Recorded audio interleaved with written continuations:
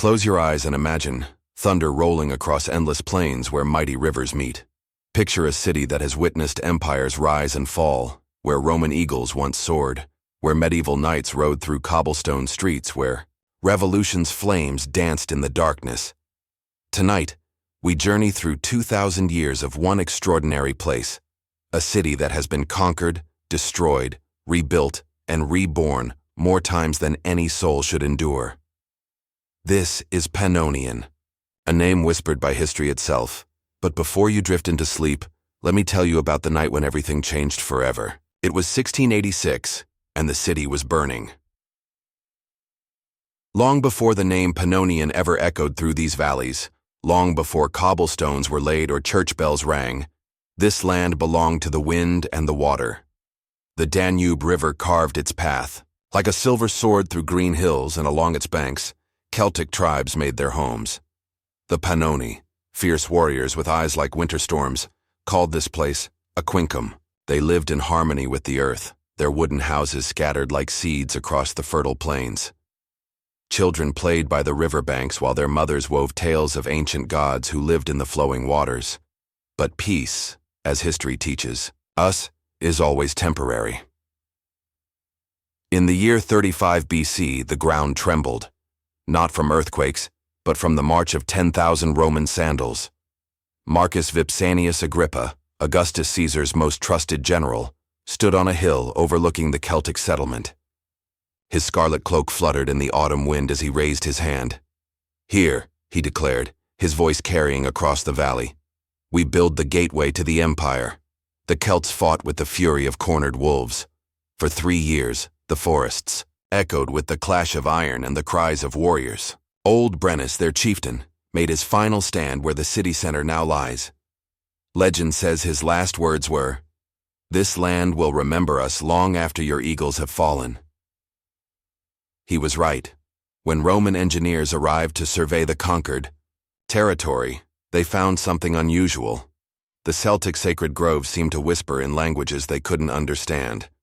Rivers changed their courses overnight. Tools went missing, only to reappear arranged in mysterious patterns.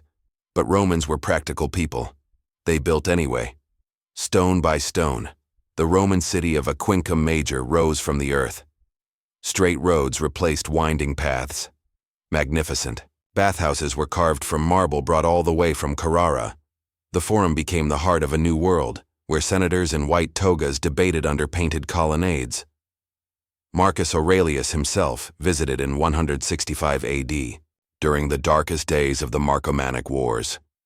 Standing in the governor's palace overlooking the bustling streets where Roman citizens hurried about their daily business, he wrote in his journal, "Here on the frontier, where civilization meets the unknown, I see both our greatest strength and our deepest vulnerability. We build in stone what time builds in dreams." The emperor's words proved prophetic. For even as a quincum major flourished, its population swelling to nearly 50,000 souls, its markets filled with goods from across the known world, shadows were gathering in the northern forests. The barbarians were coming. The first sign came on a Tuesday in March, 167 AD. A merchant named Gaius Flavius was returning from Germania with a cart full of amber when he noticed smoke rising from a village that should have been sending up dinner fires, not funeral pyres. "Something's wrong," he whispered to his assistant, a young slave named Marcus. "The Quadi don't burn their dead in daylight." They were witnessing the beginning of the end of Roman peace. The Marcomannic Wars erupted like a volcano of violence across the Pannonian frontier. A quincum major, once a symbol of Roman invincibility, became a fortress under siege. The beautiful bathhouses were converted into weapons factories. Children who once played in marble courtyards now huddled in underground shelters, listening to the distant drums of war. Emperor Marcus Aurelius arrived with 20 legions, transforming the city into the nerve center of a desperate campaign. In the governor's palace, its walls now hung with battle maps instead of philosophical texts, generals planned the defense of civilization itself. "They come like wolves in winter," reported Centurion Lucius Domitius, his weathered face bearing fresh scars from the latest skirmish. "Thousands of them, sir, maybe tens of thousands. They fight like men with nothing to lose. The emperor, his philosopher's robes replaced with a general's armor, studied the reports by candlelight. Outside, the city never slept. Blacksmiths worked through the night, their hammers ringing like funeral bells. Women rolled bandages while singing ancient lullabies to keep their courage up. Even the children helped, carrying water to the walls, where exhausted legionaries maintained their eternal watch. For 3 years, Aquincum Major held firm, but the cost was terrible. The great library, once home to thousands of scrolls containing the wisdom of centuries, was gradually emptied as parchments were used for bandages and fuel. The magnificent theater fell silent, its seats filled, with refugees from the countryside. The Forum, where philosophers once debated the nature of truth, became a massive field hospital where the groans of the wounded replaced scholarly discourse. When Marcus Aurelius died in 180 AD, many said he died of a broken heart. His dream of a peaceful empire had shattered against the reality of endless war. His son Commodus cared little for philosophy or frontier cities. The legions were recalled, the defenses weakened, and in the forests beyond the river, new peoples gathered strength. The Goths came first, in 238 AD. Then the Vandals. Each wave of invasion was like a tide eating away at the foundations of Roman civilization. Aquincum Major survived, but it changed. Latin mixed with Germanic tongues. Roman gods shared their temples with northern spirits. The rigid order of classical architecture gave way to makeshift fortifications and emergency repairs. In 376 AD, a young Christian priest named Father Ambrosius arrived in the city to establish the first church. What he found horrified him. A letter to his bishop he wrote, "This place bleeds history from every stone. Roman eagles still fly above buildings where barbarian kings hold court. Christian crosses stand beside pagan altars. It is as if time itself has become confused, unsure which age it belongs to." Father Ambrosius built his church anyway, a small wooden structure where the cathedral would later stand. On that first, Easter Sunday, 382 AD, he addressed his tiny congregation. "We are witnessing the end of one world and the birth of another. Let us pray that what comes next remembers the best of what came before." But even prayers couldn't hold back the tide of history. In 406 AD, the Huns arrived. The morning of December 31st, 405 AD, dawned clear and cold over Aquincum Major. Citizens went about their daily routines, merchants opening their shops, children playing in the squares, priests preparing for evening prayers. No one suspected that this would be the last normal day in the city's Roman life. Across the frozen Danube, a darkness was stirring. Attila the Hun, still young but already terrible in reputation, sat on his horse at the edge of the forest. His eyes, black as winter nights, surveyed the Roman city with the calculating gaze of a predator. Behind him, 40,000 horsemen waited in perfect silence, their breath forming clouds in the bitter air. "Today," Attila said quietly, his voice carrying an authority that made grown warriors shiver, "we teach Rome that their walls are made of dreams, not stone." The attack came at dawn on New Year's Day, not with the clash and thunder you might expect, but with something far more terrifying: silence. The Huns moved like ghosts, cutting communications, isolating the city from the outside world before anyone realized what was happening. Marcus Valerius, the last Roman governor of Aquincum Major, woke to find his palace surrounded. From his bedroom window, he watched Hun riders moving through the streets like shadows given form. No screaming, no burning, just presence. A single Hun warrior appeared in his doorway, without armor, without weapons, just a young man with old eyes who spoke perfect Latin. "Governor Valerius, I am Dengizich, son of Attila. My father wishes to discuss terms." The meeting took place in the Forum, where Roman senators had once debated the fine points of law. Now it hosted a conversation that would reshape the entire region. Attila sat not on a throne, but on a simple wooden stool. His interpreter, a Roman prisoner who had become more Hun than his captors, translated words that would echo through history. "Great Attila says this: Rome is dying, but death can be gentle or violent, your choice. Governor Valerius, showing courage that surprised even himself, replied, "What does the great king propose?" "Partnership. Your people keep their customs, their buildings, their gods. My people bring protection, strength, new blood. Together we build something neither Roman nor Hun, something new." And so a Quincum Major became Pannonian for the first time, though few called it that yet. The transformation was gradual but profound. Hun warriors married Roman women. Latin mingled with Hunnic languages. Christian churches shared neighborhoods with shamanic sacred groves, but Attila's dream of a unified empire died with him in 453 AD. His sons couldn't hold the confederation together, and the Hunnic Empire fractured like broken pottery. In the power vacuum that followed, Pannonian found itself once again at the mercy of history's whims.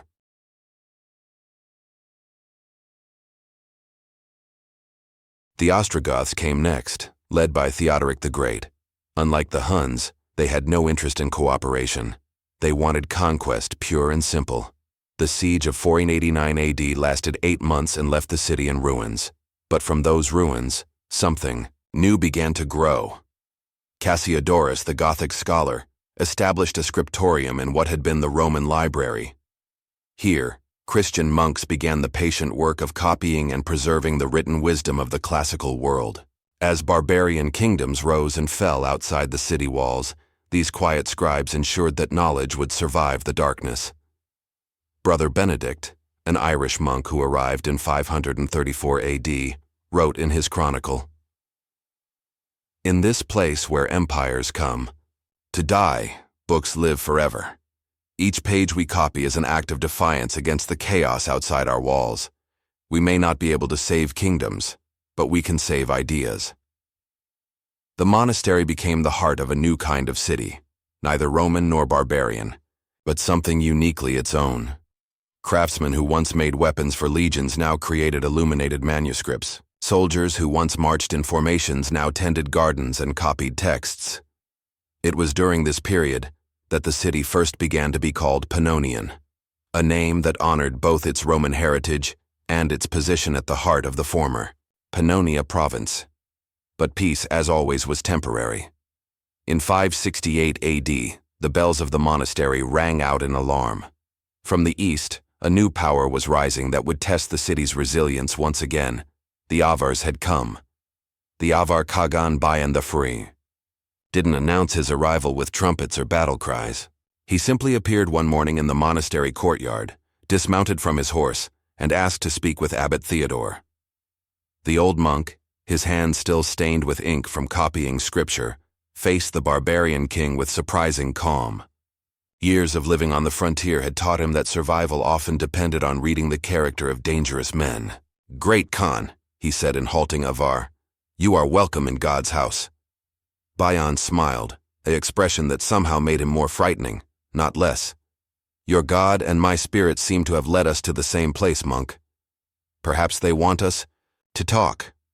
What followed was not a conquest, but a negotiation that would define Pannonian for the next 2 centuries. The Avar Khaganate needed administrative centers for their vast empire. Pannonian, with its mixture of Roman infrastructure and barbarian adaptability, was perfect. But the Avars were smarter than previous conquerors. They understood that true power came not from destroying local systems, but from adapting them. Under Avar rule, Pannonian became a truly cosmopolitan city.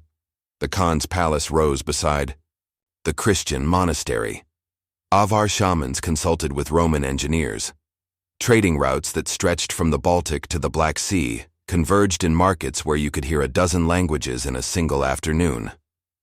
Young Svatopluk, a Slavic prince who served in the Avar court, wrote in his memoirs, "In Pannonian I learned that the world is much larger than any one tribe or kingdom. Here, a Roman merchant might sell silk from China to a Gothic warrior who paid with silver mined by Slavic prisoners." The Khan's court included advisors from every nation we had conquered. It was an empire built not on fear, but on usefulness. The Avar period saw remarkable innovations. The first watermills appeared along the Danube, grinding grain for a population that had grown to nearly 70,000. The old Roman roads were extended and improved, connecting Pannonian to distant cities like Kiev and Constantinople. Most remarkably, the Avars established the first university north of the Alps, a place where Islamic scholars taught mathematics, alongside Christian theologians debating scripture. But the most significant development was cultural. For the first time in its history, Pannonian developed a truly local identity. Children grew up speaking multiple languages as naturally as breathing. Festivals combined Roman traditions, Christian holidays, and Avar seasonal celebrations.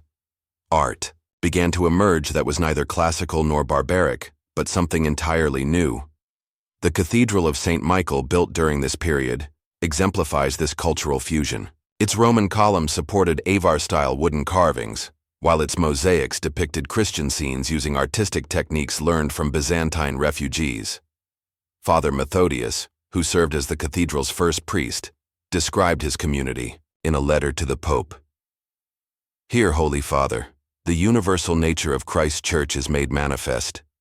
In my congregation, I see faces that speak of every corner of creation. Roman matrons pray beside Slavic farmers. Avar nobles kneel next to Gothic craftsmen. If this is not a glimpse of heaven, then heaven must be more wonderful than we dare imagine." The golden age of Avar Pannonian reached its peak under Khan Theodoros, who ruled from 701 to 718 AD. Half Avar and half Byzantine, educated in both shamanic traditions and classical philosophy, he embodied the cosmopolitan spirit of his capital. Theodoros established the Great Library, a collection that rivaled Alexandria at its height. Scholars came from across the known world to study texts in Latin, Greek, Arabic, Slavonic, and runic scripts. The Khan himself was a patron of learning, known to spend entire nights in philosophical discussion with visiting intellectuals. But Theodoros also understood the practical necessities of power. He modernized the city's defenses, established a professional civil service, and created the first code of laws that applied equally to all citizens regardless of their ethnic origin. His legal code, carved in stone tablets that still exist today, includes this remarkable passage. In Pannonian, all souls are equal before the law and before God. Let no man claim privilege of birth over merit, nor nation over nation. We are one people, united not by blood, but by choice. It was a revolutionary concept, centuries ahead of its time. But even golden ages must end. The first sign of trouble came in 791 AD, when Charlemagne's armies crossed the Rhine. The Frankish king had unified Western Europe under Christian rule and now looked east for new conquests. The Avar Khaganate, grown wealthy from trade but soft from peace, suddenly found itself facing an enemy it couldn't buy off or negotiate with. The war that followed would destroy the Avar Empire and transform Pannonian once again. But that destruction would also plant the seeds of something that would endure for 1,000 years, the Holy Roman Empire's easternmost jewel. On Christmas Day, 800 AD, Pope Leo III placed a golden crown on Charlemagne's head in Rome, proclaiming him Emperor of the Romans. 800 miles away in Pannonian, Khan Theodoros felt the earth shift beneath his feet. He stood on the walls of his palace, gazing westward where smoke columns marked the advance of Frankish armies. At 63, Theodoros had ruled for more than 2 decades and seen his city become the jewel of the Avar Empire. Now he faced the hardest decision of his life. "My lord," whispered his chief advisor, a learned Roman named Marcus Aurelius the Younger. "The scouts report Charlemagne's son Pepin has crossed the Enns River. He'll be here within days." Theodoros nodded slowly. He had been expecting this moment. Since the Frankish armies first entered Avar territory 3 years ago, unlike his predecessors, who had met each crisis with sword in hand, Theodoros chose a different path.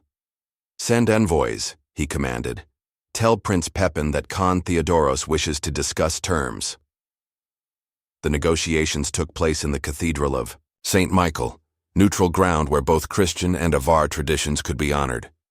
Prince Pepin, Charlemagne's second son, was a man in his 30s with the calculating eyes of a born politician. He had inherited his father's intelligence but lacked his ruthless ambition. Through interpreters, the two leaders found common ground in their love of learning and their vision of a cosmopolitan empire. Your city, Pepin observed, walking through. Pannonian's library is remarkable. I have never seen so many different peoples living in such harmony. Theodoros smiled. Harmony is not the absence of difference, Prince. It is the music that different notes make when played together. The treaty they signed that autumn established Pannonian as a semi-autonomous duchy within the Carolingian Empire. Theodoros became Duke Theodore, retaining local authority while acknowledging Frankish supremacy. More importantly, the city's cosmopolitan character was officially protected. The transition was surprisingly peaceful. Frankish nobles married into established Avar families. The old university was expanded and rechartered as the Imperial Academy of Pannonian. Christian churches that had coexisted with shamanic groves now became the dominant religious institutions, but local traditions were incorporated rather than eliminated. However, the real transformation came with the arrival of the Slavs. Starting in 820 AD, Slavic tribes began settling in large numbers around Pannonian. Unlike previous migrations, this wasn't conquest or displacement, it was invitation. Duke Theodore the Younger, Theodoros's son, actively recruited Slavic farmers and craftsmen to settle in the region's underpopulated areas. The results were transformative.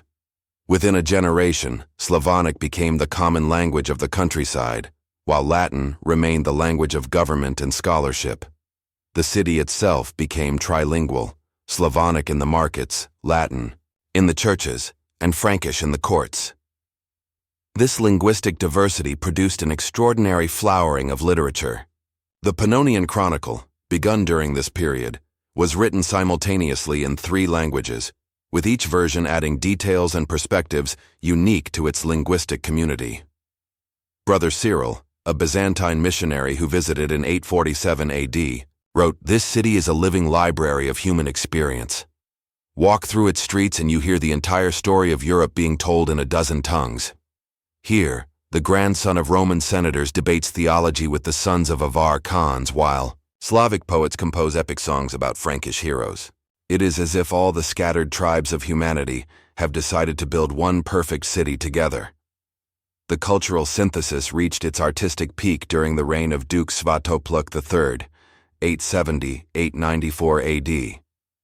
Half Slavic, quarter Avar, and quarter Frankish, he embodied the mixed heritage of his people. Under his patronage, the Pannonian school of art developed a distinctive style that influenced architecture and illumination throughout Central Europe. The reconstruction of St. Michael's Cathedral during this period showcases this artistic fusion. Byzantine-trained mosaicists worked alongside Frankish stone carvers and Slavic woodworkers to create a structure that was uniquely Pannonian. The Great Rose Window, installed in 889 AD, depicts the story of creation using artistic motifs from every culture that had shaped the city. But Svatopluk III's greatest achievement was political. In 881 AD, he convened the Great Assembly, the first representative parliament in Central European history. The assembly included elected delegates from every ethnic community, religious group, and social class in the duchy. The opening ceremony took place in the cathedral, but the real work happened in the former Avar throne room, now converted into a debating chamber. For 6 weeks, delegates argued, negotiated, and crafted the Constitutional Codex, a document that established the rights and responsibilities of citizens in the Duchy of Pannonian. The Codex included revolutionary provisions, trial by jury for all citizens, elected city councils, protection for religious minorities, and most remarkably, legal equality between men and women in matters of property and commerce. "We have learned," Duke Svatopluk declared at the closing ceremony, "that strength comes not from uniformity, but from the harmony of differences. Let this be our gift to the future." The future, however, had different plans. In 896 AD, Magyar raiders appeared on the eastern horizon. These mounted archers from the Asian steppes moved with a speed and ferocity that stunned even veteran warriors. Within 5 years, they had conquered most of the Pannonian plain and established a permanent presence along the Danube. Duke Svatopluk III died fighting them in 8999 AD. His last words, according to the chronicle, were, "Tell my people that cities are built not of stone, but of memory. As long as they remember who they are, Pannonian will survive." The Magyar conquest of 900 AD ended the Frankish period, but it didn't destroy the city's essential character. Instead, it added another layer to Pannonian's complex cultural identity. The Magyars, like the Avars before them, proved to be adapters rather than destroyers. They needed administrative centers and skilled populations to govern their new territories. Pannonian, with its centuries of experience in cultural synthesis, was perfectly positioned to serve as the capital of their western territories. István the Frere, the first crowned king of Hungary, stood in the ruins of St. Michael's Cathedral on a bitter morning in December 1000 AD. The Magyar raids of the previous century had left the once magnificent building damaged but not destroyed, like the city itself. "Build it back," he commanded his chief architect, a learned monk named Brother Benedict. "Build it back, but build it greater." The king's words were more than architectural instructions. They were a blueprint for the transformation of Magyar society from nomadic raiders to Christian rulers, and Pannonian, with its thousand-year tradition of cultural synthesis, would be the laboratory for this historic transformation. The coronation of King István marked the beginning of what historians would later call the Pannonian Renaissance. The newly Christianized Magyar nobility needed to learn the arts of governing settled populations, and they found willing teachers in the city's cosmopolitan population. The old academy was reopened as the Royal University, with Magyar princes studying alongside Slavic scholars and German merchants. Latin remained the language of scholarship, but Hungarian began to appear in official documents for the first time. The legal system combined Magyar tribal customs with Roman law and Frankish administrative practices. Princess Gisela, István's German wife, established the first convent in the city, the Convent of St. Elizabeth. But this wasn't simply a religious institution. The nuns became the keepers of medical knowledge, educators of noble children, and diplomatic intermediaries between the Magyar court and foreign powers. Mother Superior Judith, who served from 1015 to 1047 AD, left detailed records of daily life in Magyar Pannonian. Our city has become a great mixing bowl, where peoples and ideas blend like ingredients in a masterful recipe. In our convent school, the daughter of a Magyar chieftain learns to read Latin from a Slavic nun, while German merchants teach mathematics to Hungarian clerks.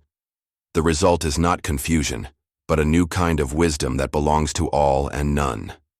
The architectural transformation was equally remarkable. The rebuilt St. Michael's Cathedral incorporated elements from every tradition that had shaped the city. Magyar craftsmen carved wooden screens depicting their ancestral migrations alongside Christian saints. Slavic stonemasons created columns that told the story of local martyrs. German glaziers installed windows that filled the interior with light, that seemed to dance with the spirits of all the peoples who had called this place home. But the true miracle of Magyar Pannonian was economic. The kingdom's location at the crossroads of European trade routes made it fabulously wealthy. Magyar merchants, once raiders who took wealth by force, became the middlemen who facilitated commerce between East and West. The Great Market of Pannonian, established in 1034 AD, stretched from the cathedral square to the riverfront. On any given day, you could find Italian silk merchants haggling with Russian fur traders, while Arab mathematicians sold astronomical instruments to Flemish scholars. The diversity was overwhelming and exhilarating. Master Giovanni, a Venetian trader who spent 5 years in the city, wrote to his family, "This place makes Venice seem provincial. Here, I have met men who have traveled to India and China, scholars who speak 8 languages, and women who govern their own trading companies. The Magyar king rules over not just a kingdom, but a crossroads of the world." King László I, who ruled from 1077 to 1095, understood that his city's greatest strength was its diversity. Unlike many medieval rulers who tried to impose uniformity on their subjects, László actively encouraged different communities to maintain their distinct traditions while participating in the larger political structure. The royal decree of 1089 carved in stone tablets displayed throughout the city, proclaimed, "Let no man be compelled to abandon the customs of his fathers, provided they bring harm to none and serve the common good. In our realm, variety is strength, and difference is treasure more precious than gold." This policy produced remarkable innovations. Magyar military tactics combined steppe archery with Western heavy cavalry. The city's agriculture blended Slavic crop rotation with Mediterranean viticulture. Even cuisine became a form of diplomacy. Royal banquets featured dishes from every corner of the known world. The reign of King Kalman, 1095 to 1116, marked the high point of Magyar Pannonian civilization. Known as the book lover, Kalman was a scholar king who spoke 6 languages and had studied at the universities of Paris and Bologna before inheriting the throne. Under his patronage, the Royal University became one of Europe's leading centers of learning. The library rivaled those of Constantinople and Córdoba, with manuscripts in Latin, Greek, Arabic, Hebrew, Hungarian, Slavonic, and Germanic languages. Students came from as far away as Ireland and Russia to study philosophy, theology, law, and the new sciences of mathematics and astronomy. The university's most famous graduate was probably Master Thomas of Pannonian, who later became St. Thomas Aquinas. His synthesis of Aristotelian philosophy with Christian theology reflected the same spirit of cultural integration that characterized his birthplace. But Kalman's greatest achievement was legal. The Great Codex of 1103 established a legal system that protected the rights of all inhabitants, regardless of their ethnic origin, religious affiliation, or social status. For the first time in European history, a medieval law code explicitly recognized the legal equality of women in certain circumstances. The Codex stated, "As God created man and woman to be partners in his work, so shall our law recognize their partnership in the affairs of this realm. Let no woman be denied her rightful inheritance, nor prevented from engaging in honest trade, nor compelled to marry against her will." The negotiations took 3 days. During this time, an extraordinary thing happened. Mongol scholars began visiting the university library. These were not the savage raiders of European nightmares, but educated administrators who appreciated learning and efficiency. Master Liu Wei, a Chinese scholar in Mongol service, wrote in his diary, "This European city amazes me. Their library contains texts I thought lost forever, Greek philosophical works, Islamic mathematical treatises, Jewish mystical writings, all preserved together. These Western barbarians may lack our technological sophistication, but they understand something we Chinese have forgotten, that wisdom comes from many sources." The final agreement, signed on May 20th, 1241, was unprecedented in Mongol history. Pannonian became a Mongol city, but retained its local customs, laws, and religious practices. The university became an imperial institution, attracting scholars from across the vast Mongol Empire. Most remarkably, the city's tradition of tolerance was not only preserved, but expanded to include Mongol shamanism and Chinese Confucianism. The transformation was gradual, but profound. Mongol administrative efficiency, combined with European craftsmanship, produced innovations that benefited both cultures. Chinese printing techniques were adapted to European languages, producing the first printed books north of the Alps. Mongol horseback archery was combined with European metallurgy to create more effective cavalry forces. The cultural exchange was equally remarkable. Mongol princes learned Latin and studied Aristotle, while European nobles mastered the art of mounted warfare.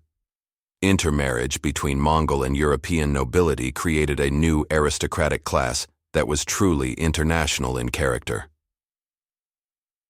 Princess Kutulun, Batu Khan's daughter, married Count Stephen of Pannonian in 1245.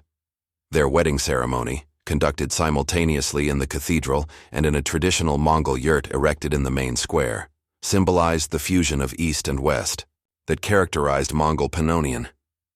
But perhaps the most significant development was intellectual. The Great School of Translation, established in 1250, brought together scholars who could work between Latin, Greek, Arabic, Chinese, Mongolian, and Persian.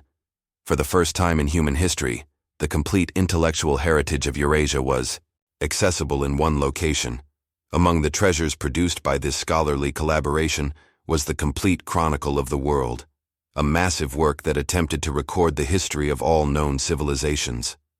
The chronicle included not just European annals, but Chinese dynastic records, Islamic historical texts, and even Mongol oral traditions transcribed for the first time. Marco Polo, who visited Pannonian in 1269 on his way to China, wrote, "I have seen the great cities of the East, but none impressed me more than this former European stronghold. Here, East and West have truly become one. I watched Chinese engineers discuss architecture with Italian masons, while Persian poets debated with German philosophers. It is as if the whole world has decided to build one perfect city together." However, this golden age of cultural synthesis faced challenges as the Mongol Empire began to fragment in the late 13th century. The death of Mungke Khan in 1259 had triggered civil wars that divided the empire among competing claimants. By 1270, the unified Mongol realm existed more in theory than practice. In Pannonian, this political fragmentation created opportunities for local autonomy. Duke Ladislaus IV, Bela's grandson, gradually reasserted Hungarian authority while maintaining the cosmopolitan character that had made the city prosperous under Mongol rule. The transition was managed with characteristic Pannonian diplomacy. Rather than rejecting their Mongol heritage, the city's leaders incorporated it into their evolving identity. Mongol administrative practices were retained where they were effective. The international character of the university was preserved. Most importantly, the tradition of tolerance that had been expanded under Mongol rule continued to flourish. By 1290, Pannonian had effectively become an independent city-state, nominally subject to the Hungarian crown but actually governing itself, according to its own unique traditions. The Great Council, established in 1285, included representatives from every ethnic and religious community in the city. Decisions were made by consensus rather than majority rule, ensuring that minority voices were always heard. This political innovation attracted attention throughout Europe. The Venetian ambassador, writing to his doge in 1295, reported, "This city has achieved something remarkable, a form of government that serves all its people equally, regardless of their origins. If such ideas were to spread, they might transform the entire continent. But transformation would have to wait. The medieval world was not yet ready for Pannonian's radical experiments in democracy and tolerance. The 14th century would bring new challenges that would test these innovations to their limits." The first signs of trouble appeared with the changing climate. The medieval warm period, which had made agriculture so productive for 3 centuries, was ending. Harvests began to fail. Trade routes that had enriched the city became less profitable as economic conditions worsened across Europe.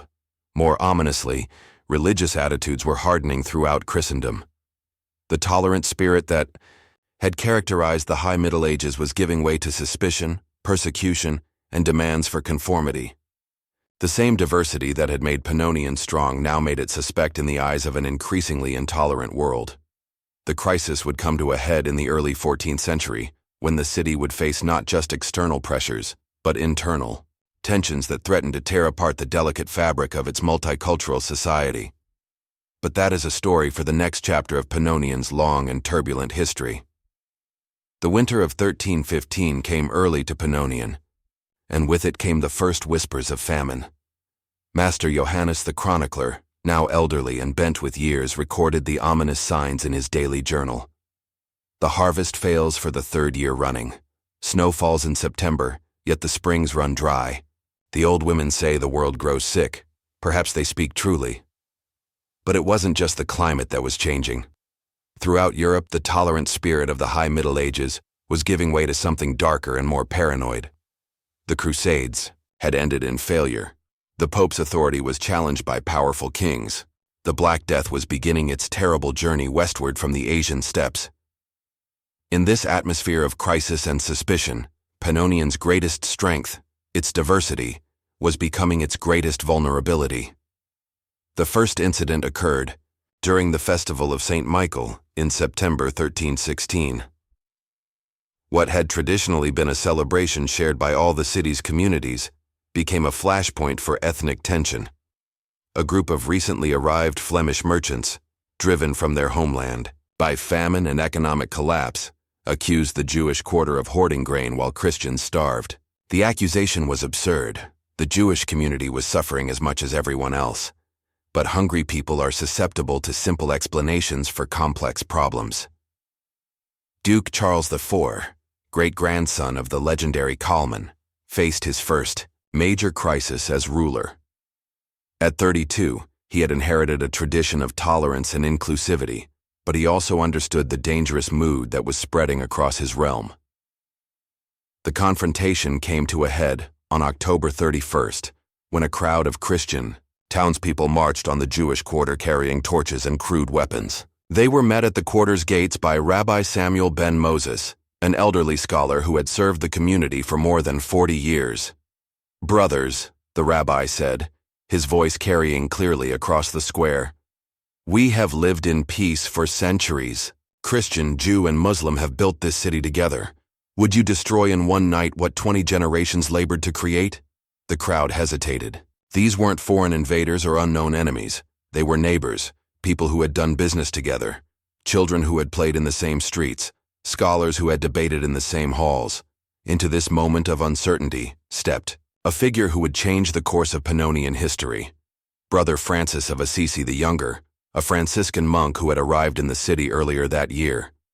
Unlike his famous namesake, this Francis preached not love and tolerance, but purity and separation. In his view, the mixing of peoples and faiths was not strength, but corruption, not harmony, but chaos. "Good Christians," he declared, his voice rising above the rabbis, "you have been deceived by false teachers who call mixture virtue and confusion wisdom. God did not scatter the peoples at Babel so they could reunite in defiance of his will. Each race, each faith, must remain pure if it would serve the Almighty truly." His words found fertile ground in minds made desperate by hunger and uncertainty. The crowd, which had been wavering, now pressed forward with renewed purpose. What happened next became known as the miracle of the 7 languages. As the mob advanced on the Jewish quarter, something extraordinary occurred. From throughout the city, people came running, not to join the attack, but to prevent it. Christians, Muslims, Mongols, Germans, Slavs, and Hungarians formed a human chain, protecting their Jewish neighbors. Master Thomas Aquinas the Younger, descendant of the famous philosopher, later wrote, "I saw with my own eyes the truth of our city's greatness. When hatred threatened to divide us, love united us. When fear whispered of difference, friendship proclaimed our common humanity." On that night, Pannonian proved that the walls that truly protect us are not made of stone, but of the bonds between human souls. The crisis passed, but its implications were profound. Duke Charles IV realized that his city's traditional approach to governance needed reinforcement if it was to survive in an increasingly intolerant world. Working with the Great Council, he promulgated the Charter of Universal Brotherhood in 1317. This remarkable document went beyond previous declarations of tolerance to actively celebrate diversity as a positive good. The charter declared, "Whereas Almighty God in his wisdom has created many peoples with different gifts, and whereas these different gifts combined create greater beauty and strength than any one people could achieve alone, we do solemnly pledge that in Pannonian, all souls shall be valued equally, all traditions shall be respected, and all communities shall contribute their unique treasures to our common life. But documents, however noble, cannot by themselves change human hearts. The charter needed to be lived, not just proclaimed." The response was characteristically Pannonian. Rather than simply forbid intolerance, the city's leaders created institutions that would make it practically irrelevant. The great university was reorganized to require students to study with professors from at least 3 different ethnic or religious backgrounds. The merchant guilds were restructured to ensure that no single community could dominate any particular trade. Most innovatively, the city established the Festival of Stories, where representatives from each community would share their people's history and traditions with everyone else. The first Festival of Stories, held in the spring of 1318, lasted for 7 days and attracted visitors from across Central Europe. Each day was dedicated to a different community's narrative. The Hungarian Day featured epic songs about the migration from the Asian steppes and the conversion to Christianity. The Jewish Day included readings from ancient texts and discussions of philosophical traditions stretching back to Abraham. The German Day celebrated the achievements of craftsmen and scholars who had helped build the city.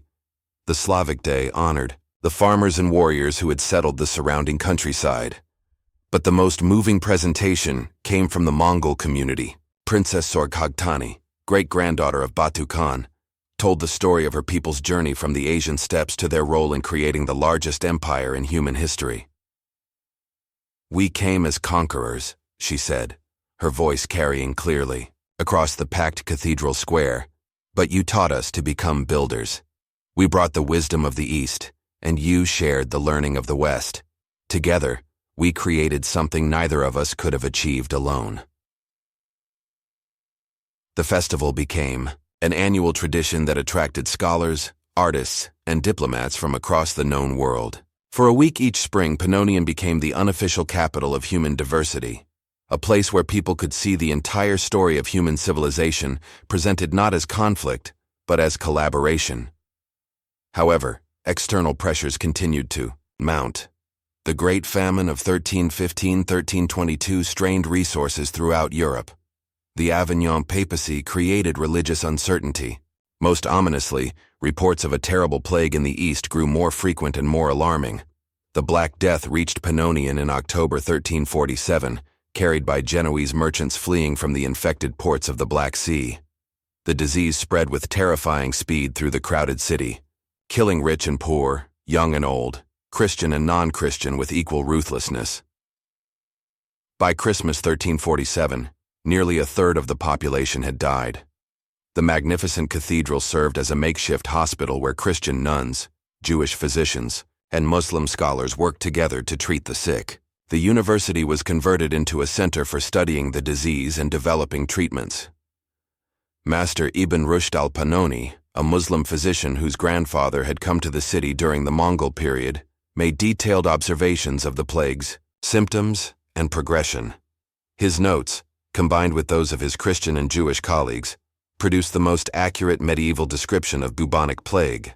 Working together, the city's diverse medical community developed treatment protocols that reduced mortality rates significantly below those seen elsewhere in Europe. Their methods, including quarantine, sanitation, and nutritional support, saved thousands of lives. But the plague's impact went beyond medicine. In many European cities, the disaster led to persecution of Jews and other minorities who were scapegoated for the catastrophe. In Pannonian, the opposite occurred. The shared experience of suffering and the collaborative response to crisis strengthened bonds between communities. When Pope Clement VI issued a bull condemning the persecution of Jews elsewhere in Europe, he specifically praised Pannonian as an example of Christian charity properly understood. The city had proven that diversity could be a source of strength, even in the face of existential threat. The recovery from the Black Death showcased Pannonian's resilience. The reduced population was gradually replenished by refugees from throughout Central and Eastern Europe. These new arrivals, including Bohemian Hussites fleeing religious persecution, Italian merchants seeking new opportunities, and Polish nobles escaping political chaos, were integrated into the city's social fabric according to established traditions. By 1380, the population had returned to pre-plague levels, but the demographic composition had shifted. The city was now more international than ever, with significant communities from virtually every corner of Europe and beyond. Duke Sigismund II, who ruled from 1365 to 1402, presided over what historians would later call the Second Golden Age of Pannonian civilization. Under his leadership, the city became not just a center of tolerance, but an active promoter of peaceful coexistence throughout Central Europe. The Pannonian Peace Conference of 1385 brought together representatives from 12 kingdoms to negotiate solutions to the religious and ethnic conflicts that were tearing the continent apart. While the conference didn't solve all problems, it established diplomatic precedents that would influence international relations for centuries. The conference's final declaration included language that was revolutionary for its time. We, the two representatives of Christian kingdoms, do acknowledge that diversity of belief and custom, far from being a source of weakness, can be transformed through wisdom and goodwill into a foundation for lasting peace. Let each people preserve its own traditions while respecting those of its neighbors. Let difference be a bridge, not a wall. But even as Pannonian reached new heights of influence and prosperity, storm clouds were gathering that would test everything. The city had built over more than a millennium of history. The Ottoman Empire was expanding into the Balkans. Religious wars were brewing in Bohemia. The Hungarian kingdom was fracturing under the pressure of competing noble factions. The stable world that had allowed Pannonian to flourish was beginning to crumble. The 15th century would bring challenges that would shake the city to its foundations and force its people to fight for survival in ways they had never imagined. Sultan Mehmed II stood on the hills overlooking Constantinople, watching the great city burn. It was May 29, 1453, and the last remnant of the Roman Empire had finally fallen to his cannons. But the young Sultan's eyes were already looking beyond his latest conquest, northward toward the Hungarian plains where another prize awaited.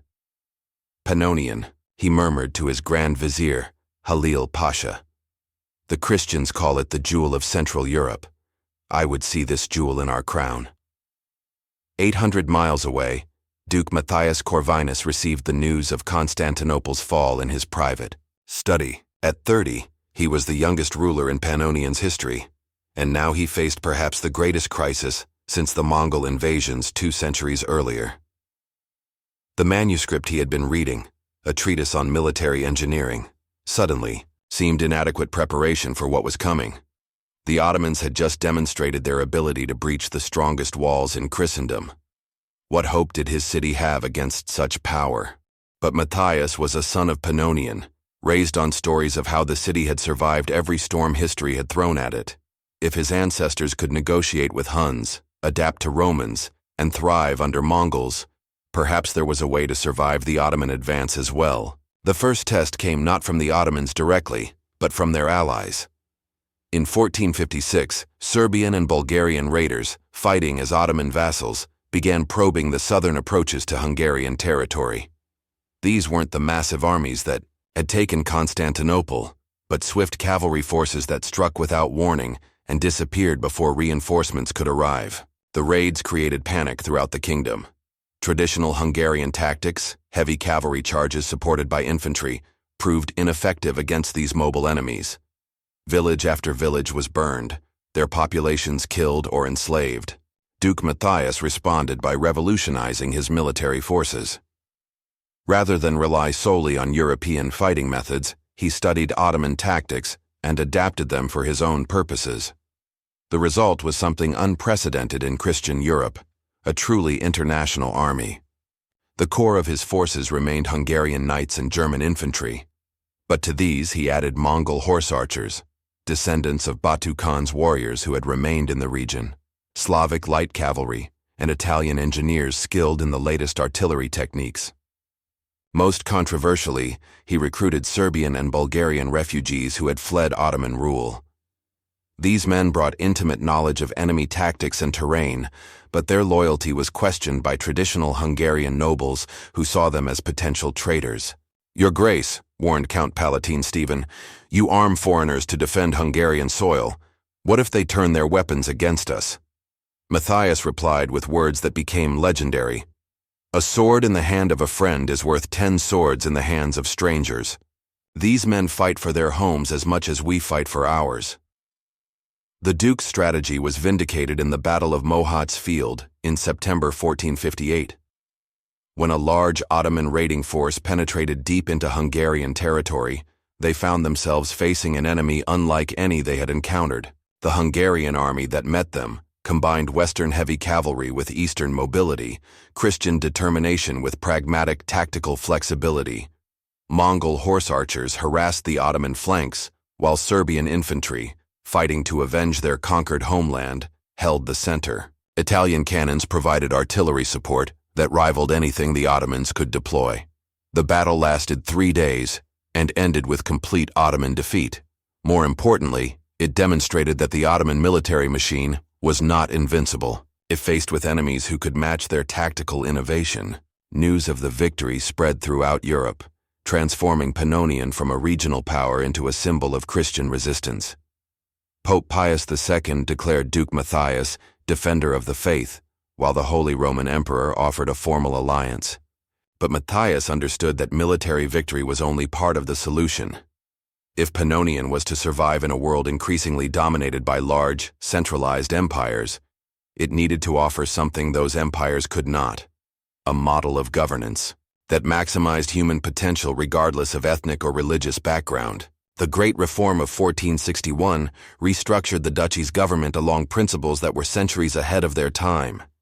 The old feudal system was replaced by a merit-based bureaucracy open to qualified individuals regardless of their origins. The university was expanded to include faculties of military science, diplomatic studies, and what would later be called economics. Most remarkably, the reform established the Council of Peoples, a representative assembly that gave every community in the duchy a voice in government. The council included not just traditional nobles, but elected representatives from merchant guilds, craft associations, religious communities, and even peasant cooperatives. The Venetian ambassador, writing to his doge in 1463, described the system in terms that revealed both admiration and bewilderment. These Hungarians have created something I cannot properly describe. It is not monarchy, for the duke shares power with his subjects.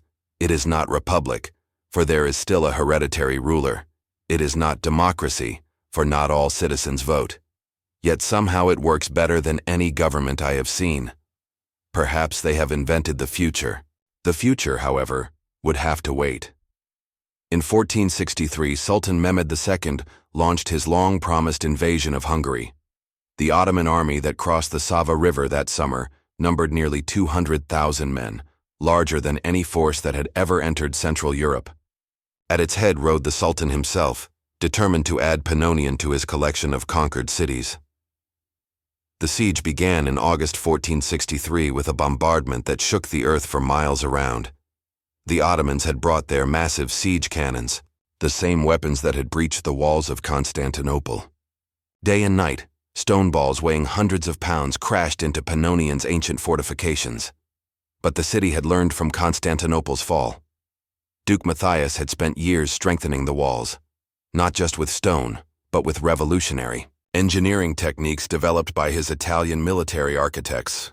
Master Giovanni da Vinci, a relative of the famous Leonardo, had designed a system of angled bastions that deflected cannonballs rather than absorbing their impact directly. Behind the main walls, he constructed earthwork barriers that could absorb the shock of artillery bombardment. Most innovatively, he created a network of underground tunnels that allowed defenders to move safely between positions and launch surprise counterattacks. The first assault came on September 15th. Ottoman Janissaries, the elite infantry of the Dura Empire, advanced across ground littered with the rubble of partially collapsed walls. They expected to find demoralized defenders cowering behind inadequate cover. Instead, they met the most sophisticated defensive system of the age. Crossfire from hidden positions decimated their ranks.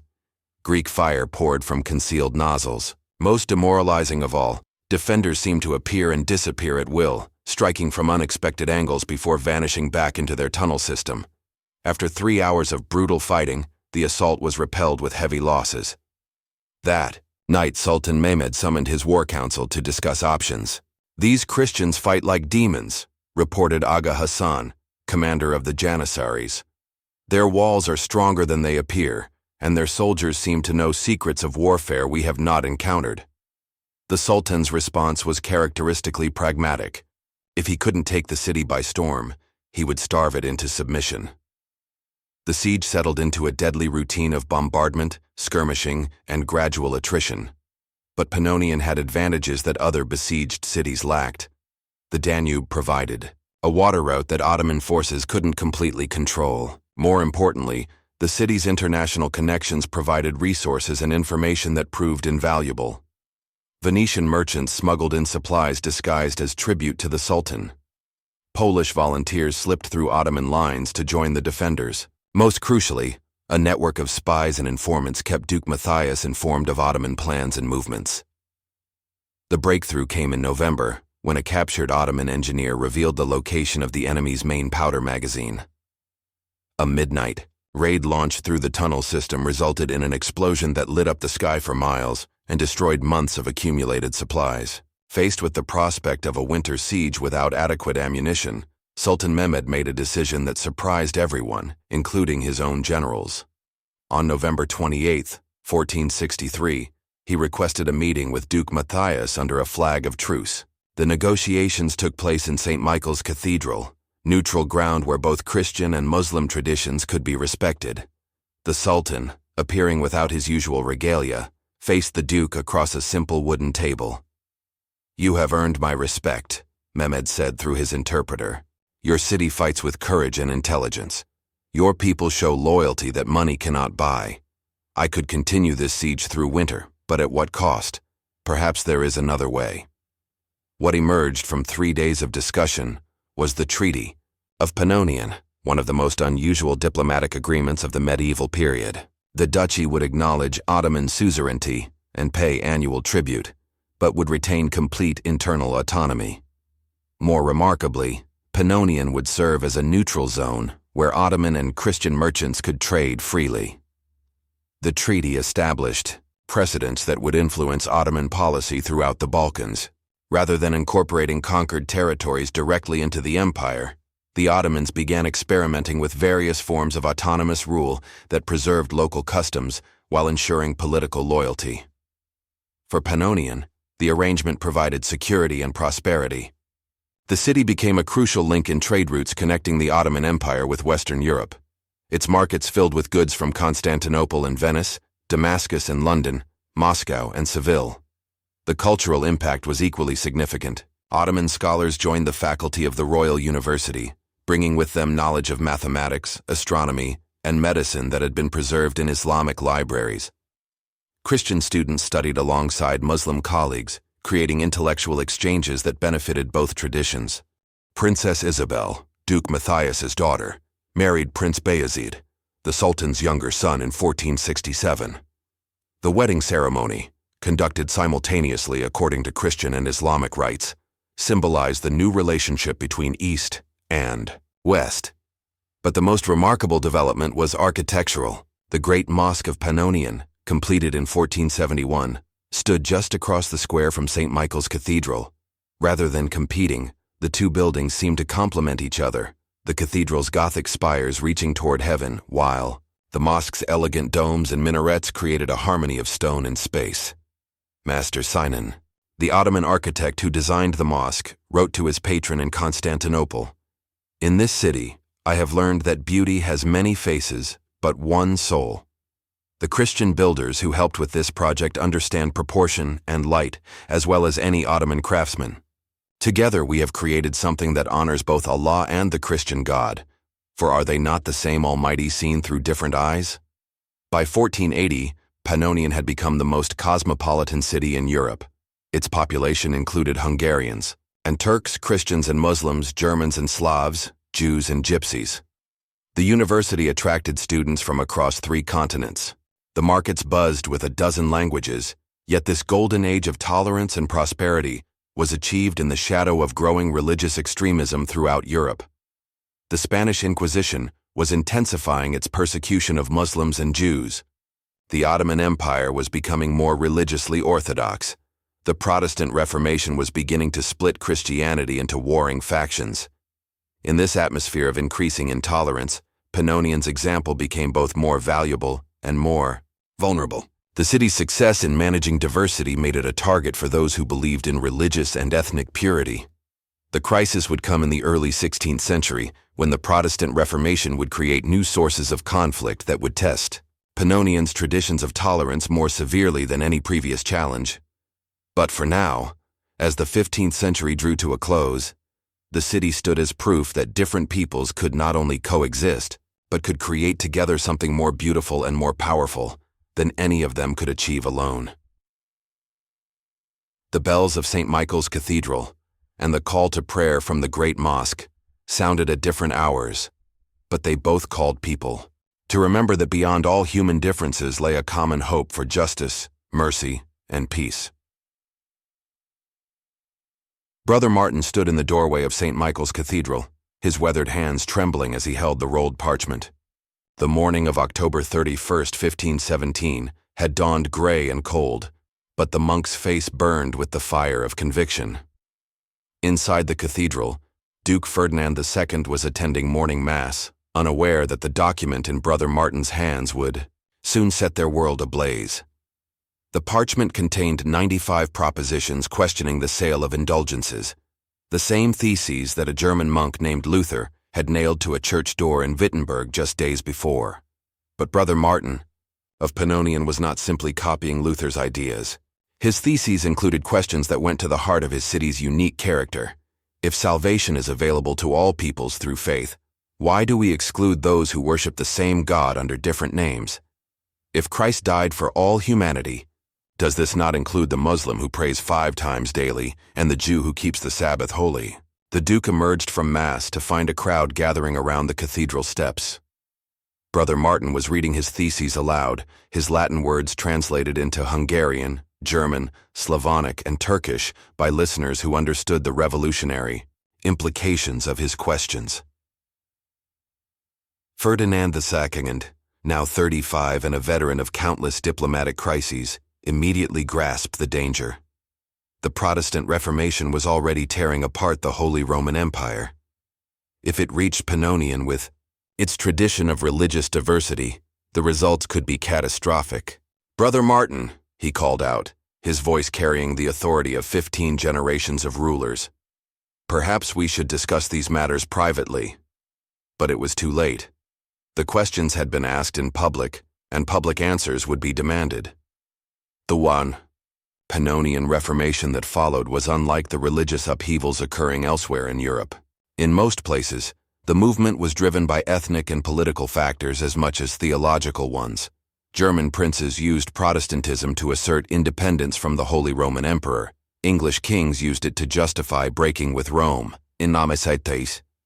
Pannonian, the Reformation became something unprecedented, an interfaith dialogue that included not just different varieties of Christianity, but Judaism and Islam as well.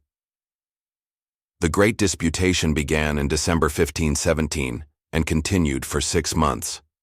Representatives from every religious community in the duchy gathered in the university's Great Hall to debate fundamental questions about salvation, scriptural authority, and the relationship between faith and reason.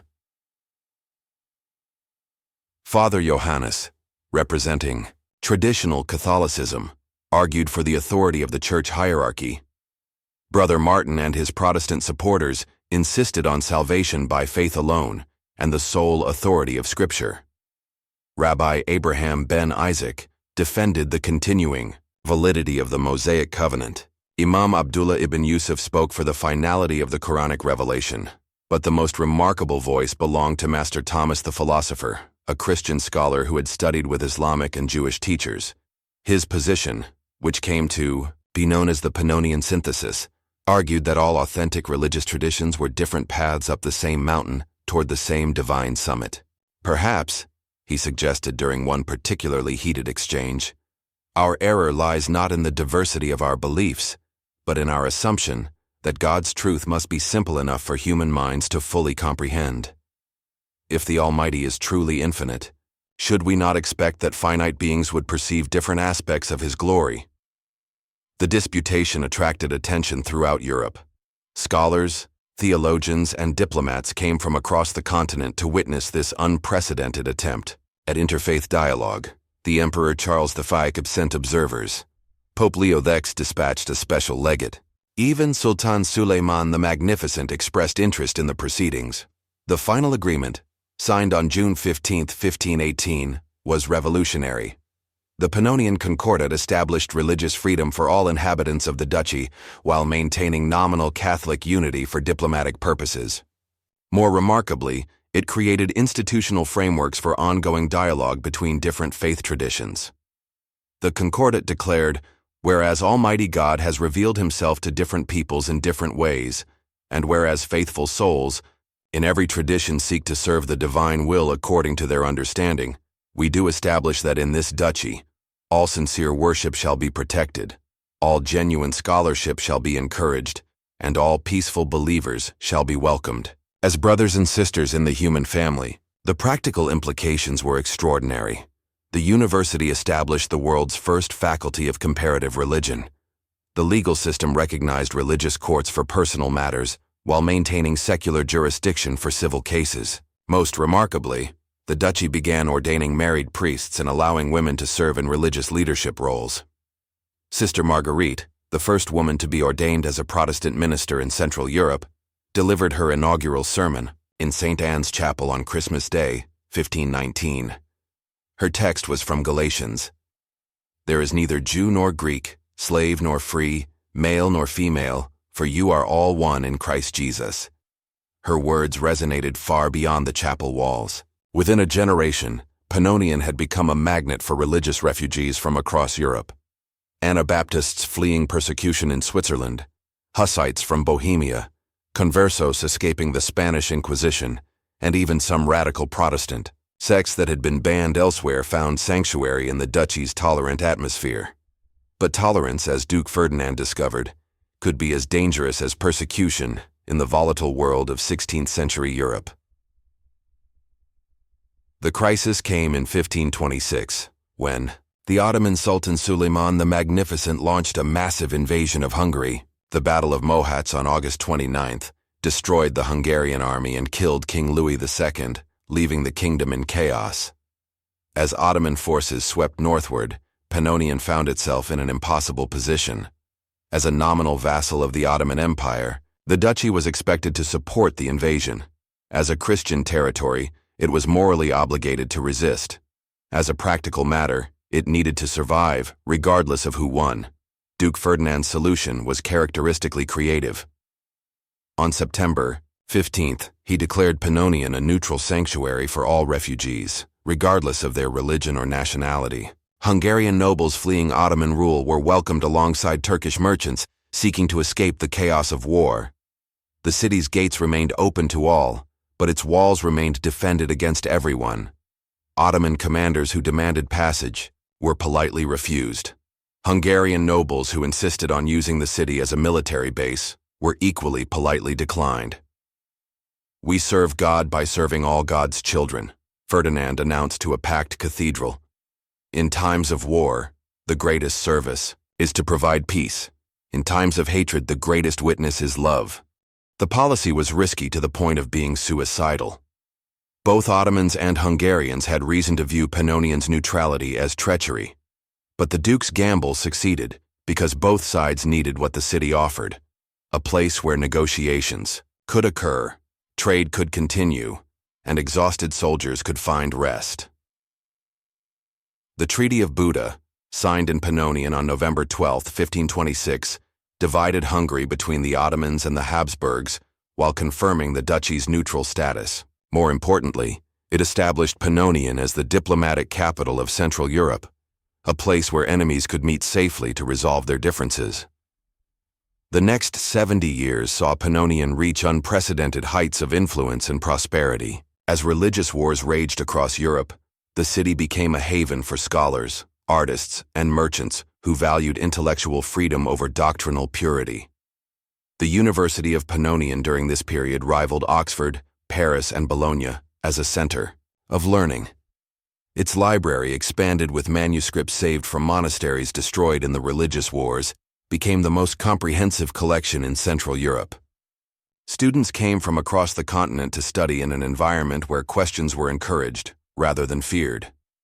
Master William of England, who studied at Pannonian from 1545 to 1549, wrote to his family, "Here I have learned things that would scandalize my professors at Cambridge. I have studied Hebrew with rabbis, Arabic with Islamic scholars, and natural philosophy with men who dare to question Aristotle himself. My faith has not been weakened by this exposure to different ideas. Rather, it has been strengthened by understanding how many paths can lead to truth."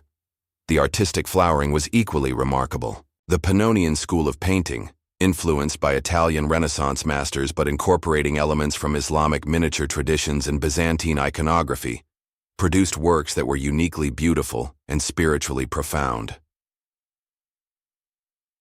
The great altarpiece of St. Michael's Cathedral, completed by Master Andreas in 1555, depicts the Last Judgment with figures representing every people and faith that had contributed to the city's history.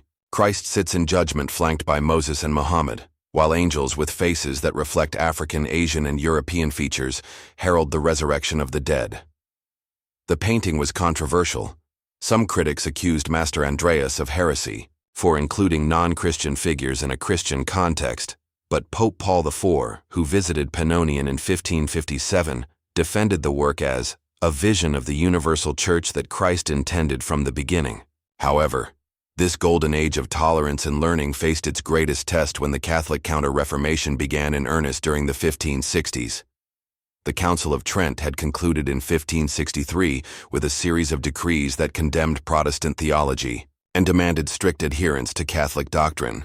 The newly established Roman Inquisition was given broad powers to root out heresy wherever it existed.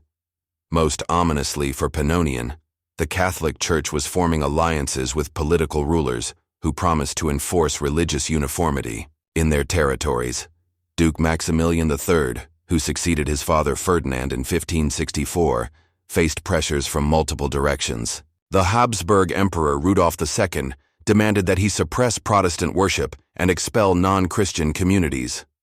Pope Pius V threatened excommunication if he continued to tolerate heretical practices. Ottoman Sultan Selim II warned that any persecution of Muslims would be considered an act of war. The young duke, only 26 when he inherited the throne, called for a great assembly of all the duchy's communities to address the crisis. Representatives from every religious and ethnic group gathered in the cathedral on All Saints' Day, 1567, to determine their collective fate. The debate lasted for 3 days. Catholic traditionalists, led by Bishop Thomas Aquinas IV, argued for submission to papal authority. Protestant reformers headed by Pastor Johannes Melanchthon, nephew of the famous reformer, insisted on religious freedom as a divine right. Jewish and Muslim leaders pointed out that their communities had been loyal subjects for centuries and deserved protection. But the most eloquent voice belonged to an unexpected speaker, Maria Theresa, the Duke's 18-year-old daughter, who had studied theology, philosophy, and law at the university. "Honored fathers and mothers," she began, her clear voice filling the vast cathedral, "we debate as if we must choose between loyalty to God and loyalty to our neighbors. But what if the choice is false? What if loyalty to God demands that we protect all God's children regardless of how they name him?"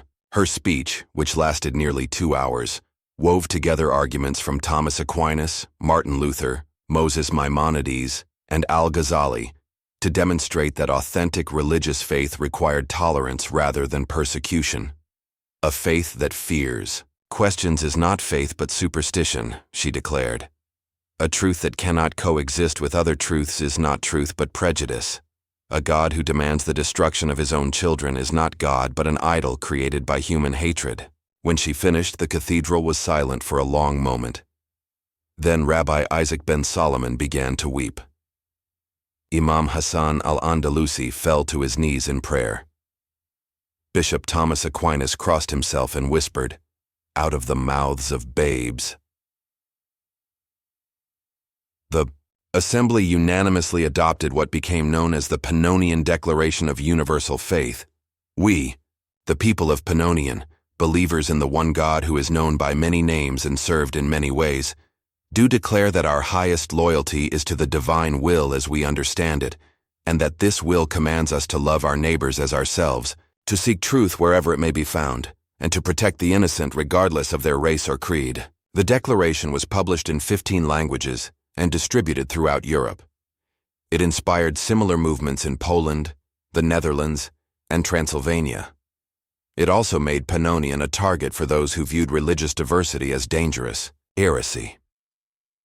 The test came in 1571, when a combined army of papal troops and Habsburg soldiers surrounded the city, demanding that Duke Maximilian submit to the decrees of Trent and expel all non-Catholics from his territories.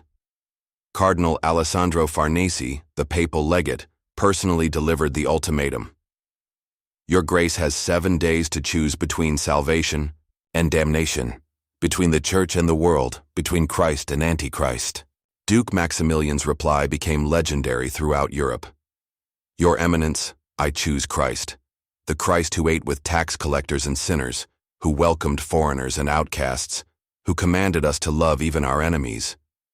If this be heresy, then I am content to be a heretic."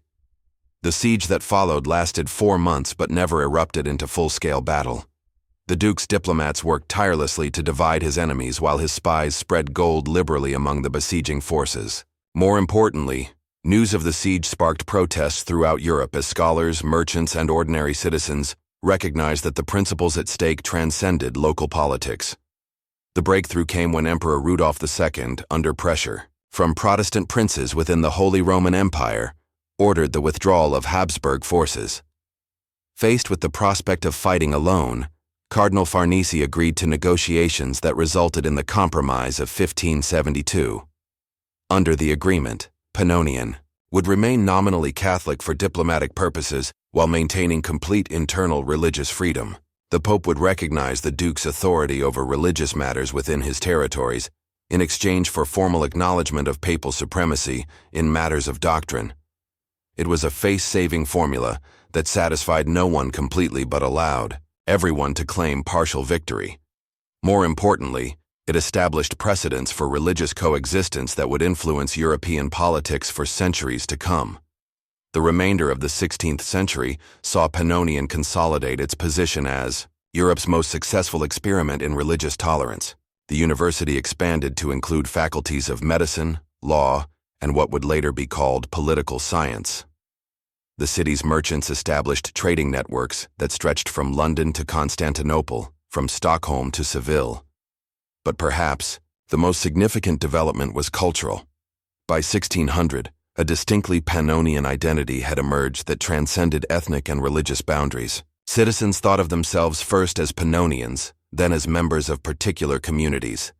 This civic patriotism created bonds that proved stronger than the divisive forces that were tearing apart other European societies. The New Year's celebration of 1600 was the largest in the city's history. Citizens of every background gathered in the cathedral square to hear Duke Maximilian's address, reviewing the century just ended and looking forward to the one beginning. "We have learned," he said, his voice carrying clearly in the crisp winter air, "that diversity is not our weakness but our strength. We have discovered that difference need not divide us if we remember what unites us. We have proven that tolerance is not indifference, but the highest form of love." As the cathedral bells rang in the new century, they were joined by the call to prayer from the great mosque, the shofar from the synagogue, and songs in a dozen languages from communities throughout the city. The sound rose into the winter sky, like a prayer made audible. A prayer for peace, for understanding, and for the continued miracle of human beings choosing to live together in harmony despite every reason to live apart in fear. But the 17th century would bring new challenges that would test these hard-won achievements more severely than anything Pannonian had yet faced. The letter arrived on a Tuesday morning in May 1618, carried by an exhausted courier who had ridden without rest from Prague. Duke Maximilian III broke the wax seal with trembling fingers, already knowing that the news would be terrible. Defenestration, Protestant nobles, Catholic governors, war is inevitable. The words swam before his eyes as he read the detailed account of how Bohemian protesters had thrown imperial representatives from the windows of Prague Castle. What had begun as a local religious dispute was about to engulf all of Central Europe in the most devastating conflict in its history. At 77, Maximilian had spent his entire adult life carefully balancing the religious and political forces that surrounded his duchy. Now, as he stood in his private study overlooking the peaceful streets of Pannonian, he knew that balance was about to be shattered by forces beyond his control. The 30 Years' War had begun. Within months, the conflict spread from Bohemia across the Holy Roman Empire. Catholic armies fought Protestant coalitions while foreign powers, France, Sweden, Spain, and the Ottoman Empire, intervened to pursue their own interests. No corner of Central Europe escaped the devastation, except Pannonian. Duke Maximilian's response to the crisis was the most audacious diplomatic gambit in his city's history. On September 15, 1618, he convened an emergency session of the Great Assembly and proposed something that seemed impossible. Pannonian would declare itself neutral in the religious war and offer sanctuary to refugees from all sides. "We cannot stop this madness," he told the assembled representatives, "but we can preserve something worth saving from the ruins. Let Pannonian be an ark, carrying the best of our civilization safely through the flood of violence that drowns the world around us." The Assembly's approval was unanimous, but implementing neutrality proved far more difficult than declaring it. Both Catholic and Protestant armies demanded passage through Pannonian territory. Both sides accused the duchy of secretly supporting their enemies. Both threatened military action if their demands were not met. Maximilian's solution was to make Pannonian indispensable to both sides while remaining loyal to neither. The city became the unofficial diplomatic capital of Central Europe, the only place where representatives of warring factions could meet safely to negotiate exchanges of prisoners, arrange temporary truces, or simply communicate with each other. The Pannonian Exchange, established in 1620, handled more than logistics. It became a lifeline for civilians trapped in the war zone. Families separated by battle lines could send messages through the exchange. Merchants could arrange for goods to reach markets in occupied territories. Most importantly, refugees could find passage to safety. By 1625, the duchy's population had swelled to nearly 150,000 as displaced persons from across Central Europe sought sanctuary. The influx created enormous challenges: housing shortages, food scarcity, cultural tensions, but also unprecedented opportunities for cultural exchange. The University of Pannonian during this period became the most international institution of higher learning in Europe. Faculty and students fleeing the war brought with them libraries, laboratory equipment, and intellectual traditions that transformed every field of study. Professor Johannes Kepler arrived from Prague in 1627, carrying with him the astronomical observations and mathematical calculations that would revolutionize understanding of planetary motion. Dr. William Harvey brought knowledge of blood circulation from London. Rabbi Moses ben Maimon carried manuscripts from Prague's destroyed Jewish quarter, including works of medieval philosophy thought lost forever. But the most remarkable refugee was Christina of Sweden, the former queen who had abdicated her throne and converted to Catholicism. Arriving in Pannonian in 1654, she established a salon that brought together the greatest minds of the age for discussions that ranged across philosophy, theology, natural science, and political theory. Her Tuesday evening gatherings in the ducal palace became legendary throughout Europe. A typical evening might feature Kepler explaining planetary orbits to Jesuit theologians, Harvey demonstrating circulation to Islamic physicians, and Christina herself debating free will with Protestant theologians and Catholic mystics. "In this miraculous city," she wrote to her friend Pope Alexander VII, "I have found what I sought in vain throughout Europe, a place where truth is valued above orthodoxy, where questions are more precious than answers, where different minds can meet without fear of persecution or prejudice." The cultural flowering was matched by economic prosperity. As war devastated the countryside, Pannonian's workshops and farms became crucial suppliers for all sides. The duchy's merchants maintained trading networks that spanned the continent, moving goods from areas of surplus to areas of need, while carefully maintaining their political neutrality. The great market of Pannonian during the war years was a wonder of the age. Swedish copper was exchanged for Spanish silver, Flemish textiles for Polish grain, Italian glassware for German metalwork. More remarkably, the merchants had developed sophisticated financial instruments, letters of credit, insurance policies, currency exchanges, that allowed trade to continue even when military action disrupted transportation routes. Master Antonio di Florenza, a Venetian trader who spent the war years in Pannonian, wrote in his memoirs, "This city has achieved something that kings and emperors have failed to accomplish. It has created peace through profit. Here, Catholic and Protestant merchants work together because they need each other. Swedish officers buy supplies from the same shops that serve imperial generals. The market does not care about theology, only honest dealing and fair prices.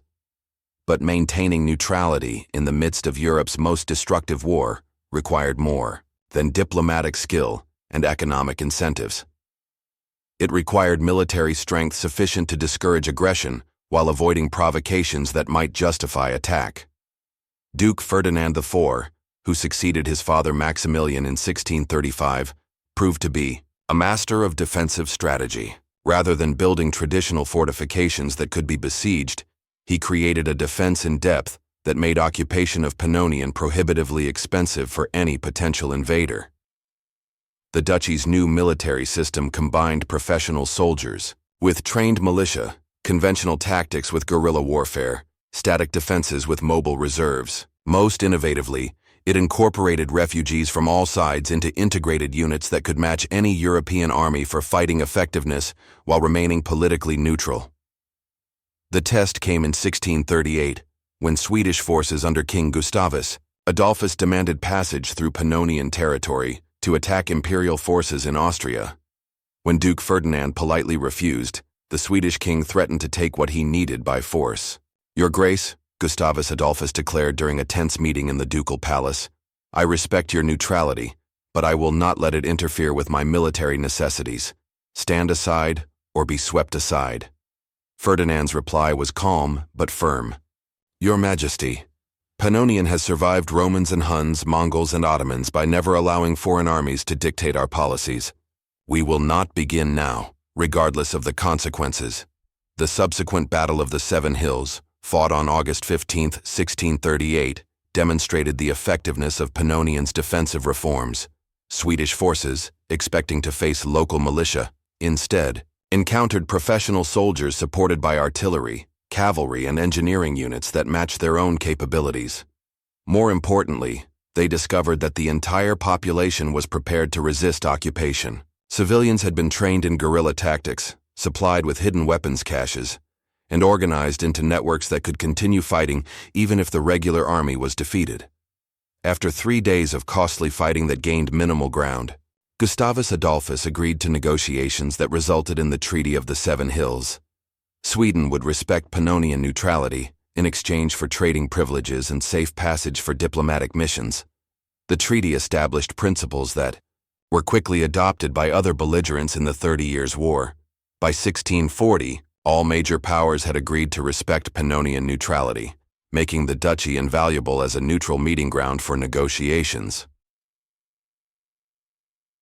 The Peace of Westphalia, signed in 1648, officially ended the 30 Years' War and confirmed Pannonian's unique status as a neutral territory within the Holy Roman Empire. More importantly, the peace negotiations themselves had taken place primarily in Pannonian, with Duke Ferdinand serving as mediator between exhausted combatants who could no longer afford to continue fighting.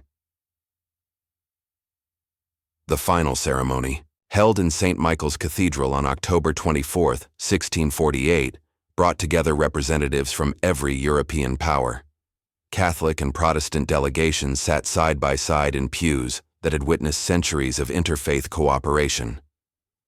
The Te Deum that concluded the service was sung simultaneously in Latin, German, Swedish, French, and Spanish by choirs representing all the nations involved in the peace.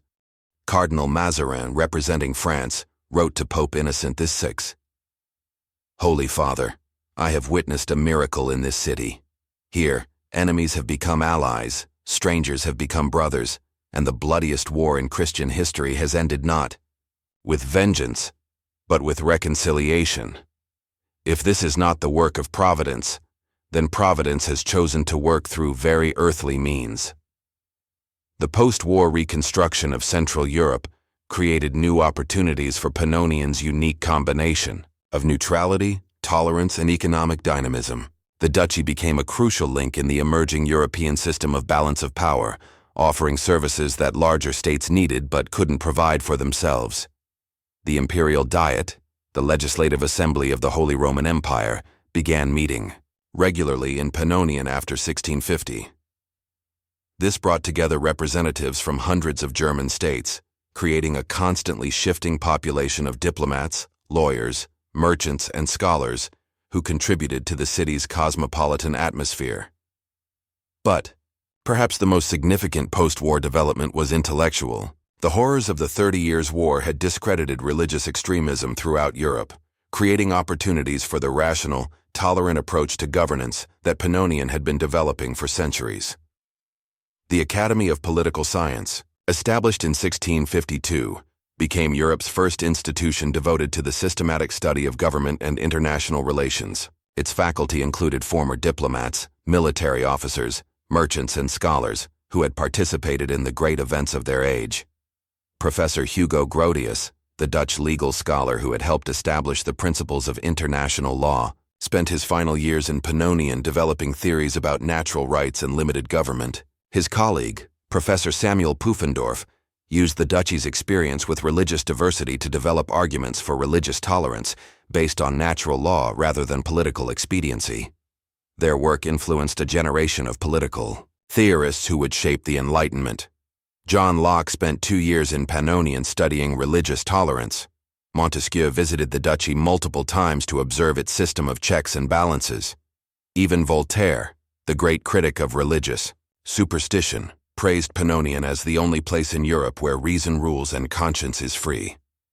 By 1680, Pannonian had become what modern historians call the first truly modern state, a political entity based on citizenship rather than ethnic or religious identity, governed by law rather than arbitrary authority, and committed to protecting individual rights rather than enforcing collective conformity. Duke Leopold I, who ruled from 1678 to 1705, articulated this vision in his famous address to the nations, delivered on New Year's Day, 1690. "We have learned that governments exist to serve their people, not to be served by them. We have discovered that diversity strengthens rather than weakens political institutions. We have proven that tolerance is not relativism, but the highest form of respect for human dignity." As the 17th century drew to a close, Pannonian stood as Europe's most successful experiment in religious tolerance, political freedom, and cultural diversity. Its population of 200,000 included representatives from every major European nationality and religious tradition. Its university was regarded as the continent's leading center of learning. Its merchants maintained trading networks that spanned from the Baltic to the Mediterranean. But success, as Pannonian's history had repeatedly demonstrated, could be as dangerous as failure. The duchy's prosperity and influence had made it the envy of less fortunate neighbors. Its commitment to religious tolerance had earned the suspicion of religious authorities throughout Europe. Its political innovations had inspired both admiration and fear among traditional monarchs. The 18th century would bring new challenges as the old European order began to crumble under the weight of economic change, scientific revolution, and political transformation. Pannonian would find itself at the center of these changes, both as a participant and as a target for those who feared what the future might bring. The year 1701 began with a revolution, though few recognized it at the time. In a modest laboratory, tucked away in the basement of the University of Pannonian, Professor Isaac Newton, visiting from Cambridge, peered through a primitive telescope while his assistant, a young Hungarian mathematician named János Bolyai, recorded calculations. "By candlelight, the orbits are more complex than Kepler supposed," Newton murmured, his breath forming clouds in the cold winter air. "Each planet influences every other through forces that operate across the void of space." Neither man could have imagined that. Their late-night discussions of gravitational theory would help launch an intellectual revolution that would transform not just science, but every aspect of human understanding. The Age of Enlightenment was beginning, and Pannonian, with its centuries-old tradition of questioning authority and embracing diverse perspectives, was perfectly positioned to become its unofficial capital. Duke Charles VI, who had inherited the throne at the remarkably young age of 19, understood that his city stood at a crossroads. The old medieval world of fixed hierarchies and unquestionable authorities was crumbling. In its place, a new world was emerging, one based on reason, individual rights, and the radical notion that human beings could improve their condition through knowledge and effort. "We live in an age of questions," he told the Great Assembly in his inaugural address. "Let us make sure we ask the right ones, The questions being asked in Pannonian during the early 1700s were indeed revolutionary. In the philosophy faculty, Professor Gottfried Leibniz debated the nature of human knowledge with colleagues who represented every major intellectual tradition. In the medical school, Dr. Hermann Boerhaave revolutionized the teaching of anatomy and physiology. In the law faculty, scholars developed new theories about natural rights and social contracts. But the most radical questions were being asked in the newest addition to the university, the Faculty of Natural Philosophy, established in 1703 to study what would later be called science. The faculty's first dean was Professor Maria Gaetana Agnesi, an Italian mathematician who had fled to Pannonian after the Inquisition questioned her theories about calculus. Under her leadership, the faculty became a magnet for scholars who were pushing the boundaries of human knowledge. Professor Agnesi's laboratory was a wonder of the age. Here, she and her colleagues conducted experiments in chemistry, physics, astronomy, and what was then called natural history, later biology. Students came from across Europe to study methods of empirical investigation that would eventually reshape humanity's understanding of the natural world. But Agnesi's most important contribution was institutional. She insisted that the Faculty of Natural Philosophy admit women on equal terms with men, making Pannonian the first university in Europe to grant degrees to female scientists. Her defense of this policy, delivered to a skeptical audience in 1705, became one of the foundational texts of the Enlightenment. If reason is the gift that distinguishes human beings from beasts, then surely it matters not whether that reason inhabits a male or female form. If observation and experiment are the tools by which we discover truth, then surely the eye that sees clearly and the hand that measures precisely are valuable regardless of their owner's sex. The results vindicated her vision. Among the faculty's early female graduates was Dr. Laura Bassi, who made groundbreaking discoveries in electricity, and Dr. Caroline Herschel, whose astronomical observations expanded understanding of the solar system. But the Enlightenment in Pannonian was not confined to the university. The city's workshops and markets became laboratories for testing new ideas about economics, politics, and social organization. The Great Market, rebuilt after a fire in 1710, incorporated innovations that reflected Enlightenment principles. Instead of the traditional guild system that restricted competition and innovation, the market operated according to what Professor Adam Smith, visiting from Scotland, called the invisible hand of supply and demand. Merchants competed freely. Prices reflected actual costs and values, and consumers could choose from an unprecedented variety of goods and services.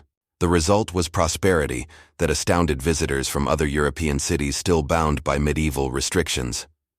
Master Johann Fugger, whose banking house had branches throughout Europe, established his headquarters in Pannonian specifically because of this economic freedom.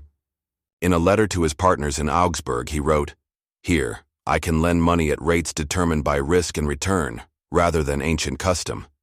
Here, I can invest in new ventures without seeking permission from guilds that fear change. Here, innovation is rewarded rather than punished. This city has discovered the secret of creating wealth through liberty." But economic innovation was only part of Pannonian's Enlightenment transformation. The city also became a center for political experimentation that would influence democratic revolutions throughout Europe and America. The Great Assembly, reformed in 1720, became the world's most representative legislative body. Delegates were elected by all adult residents, male and female, Christian and non-Christian, native-born and immigrant, who met minimal property requirements. The Assembly's debates were public, its proceedings were published, and its decisions could be appealed to independent courts. Cardinal Mazarin, representing France, wrote to Pope Innocent, "Holy Father, I have witnessed a miracle in this city. Here, enemies have become allies, strangers have become brothers, and the bloodiest war in Christian history has ended not with vengeance, but with reconciliation. If this is not the work of Providence, then Providence has chosen to work through very earthly means. The post-war reconstruction of Central Europe created new opportunities for Pannonian's unique combination of neutrality, tolerance, and economic dynamism. The duchy became a crucial link in the emerging European system of balance of power, offering services that larger states needed but couldn't provide for themselves. The Imperial Diet, the legislative assembly of the Holy Roman Empire, began meeting regularly in Pannonian after 1650. This brought together representatives from hundreds of German states, creating a constantly shifting population of diplomats, lawyers, merchants, and scholars who contributed to the city's cosmopolitan atmosphere. But perhaps the most significant post-war development was intellectual. The horrors of the 30 Years' War had discredited religious extremism throughout Europe, creating opportunities for the rational, tolerant approach to governance that Pannonian had been developing for centuries. The Academy of Political Science, established in 1652, became Europe's first institution devoted to the systematic study of government and international relations. Its faculty included former diplomats, military officers, merchants, and scholars who had participated in the great events of their age. Professor Hugo Grotius, the Dutch legal scholar who had helped establish the principles of international law, spent his final years in Pannonian developing theories about natural rights and limited government. His colleague, Professor Samuel Pufendorf, used the duchy's experience with religious diversity to develop arguments for religious tolerance based on natural law rather than political expediency. Their work influenced a generation of political theorists who would shape the Enlightenment. John Locke spent 2 years in Pannonian studying religious tolerance. Montesquieu visited the duchy multiple times to observe its system of checks and balances. Even Voltaire, the great critic of religious superstition, praised Pannonian as the only place in Europe where reason rules and conscience is free. By 1680, Pannonian had become what modern historians call the first truly modern state, a political entity based on citizenship rather than ethnic or religious identity, governed by law rather than arbitrary authority, and committed to protecting individual rights rather than enforcing collective conformity. Duke Leopold I, who ruled from 1678 to 1705, articulated this vision in his famous Address to the Nations, delivered on New Year's Day 1690. "We have learned that governments exist to serve their people, not to be served by them. We have discovered that diversity strengthens rather than weakens political institutions. We have proven that tolerance is not relativism, but the highest form of respect for human dignity." As the 17th century drew to a close, Pannonian stood as Europe's most successful experiment in religious tolerance, political freedom, and cultural diversity. Its population of 200,000 included representatives from every major European nationality and religious tradition. Its university was regarded as the continent's leading center of learning. Its merchants maintained trading networks that spanned from the Baltic to the Mediterranean. But success, as Pannonian's history had repeatedly demonstrated, could be as dangerous as failure. The duchy's prosperity and influence had made it the envy of less fortunate neighbors. Its commitment to religious tolerance had earned the suspicion of religious authorities throughout Europe. Its political innovations had inspired both admiration and fear among traditional monarchs. The 18th century would bring new challenges as the old European order began to crumble under the weight of economic change, scientific revolution, and political transformation. Pannonian would find itself at the center of these changes, both as a participant and as a target for those who feared what the future might bring. The year 1701 began with a revolution, though few recognized it at the time.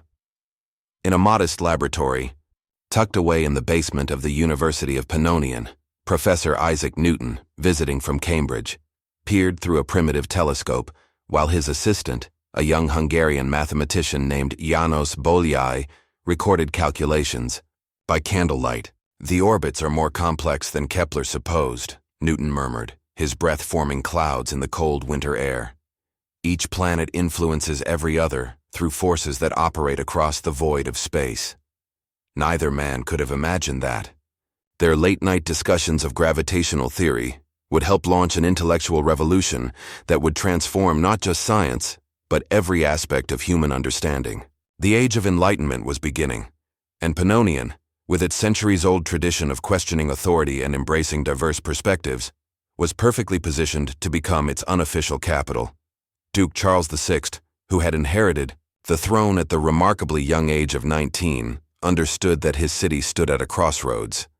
The old medieval world of fixed hierarchies and unquestionable authorities was crumbling. In its place, a new world was emerging, one based on reason, individual rights, and the radical notion that human beings could improve their condition through knowledge and effort. "We live in an age of questions," he told the Great Assembly in his inaugural address. "Let us make sure we ask the right ones." The questions being asked in Pannonian during the early 1700s were indeed revolutionary. In the philosophy faculty, Professor Gottfried Leibniz debated the nature of human knowledge with colleagues who represented every major intellectual tradition. In the medical school, Dr. Hermann Boerhaave revolutionized the teaching of anatomy and physiology. In the law faculty, scholars developed new theories about natural rights and social contracts. But the most radical questions were being asked in the newest addition to the university, the Faculty of Natural Philosophy, established in 1703 to study what would later be called science. The faculty's first dean was Professor Maria Gaetana Agnesi, an Italian mathematician who had fled to Pannonian after the Inquisition questioned her theories about calculus. Under her leadership, the faculty became a magnet for scholars who were pushing the boundaries of human knowledge. Professor Agnesi's laboratory was a wonder of the age. Here, she and her colleagues conducted experiments in chemistry, physics, astronomy, and what was then called natural history, later biology. Students came from across Europe to study methods of empirical investigation that would eventually reshape humanity's understanding of the natural world. But Agnesi's most important contribution was institutional. She insisted that the Faculty of Natural Philosophy admit women on equal terms with men, making Pannonian the first university in Europe to grant degrees to female scientists. Her defense of this policy, delivered to a skeptical audience in 1705, became one of the foundational texts of the Enlightenment.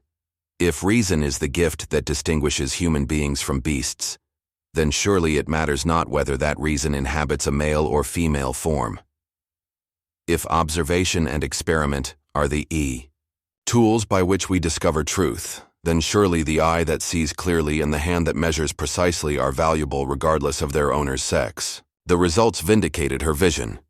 Among the faculty's early female graduates was Dr. Laura Bassi, who made groundbreaking discoveries in electricity, and Dr. Caroline Herschel, whose astronomical observations expanded understanding of the solar system.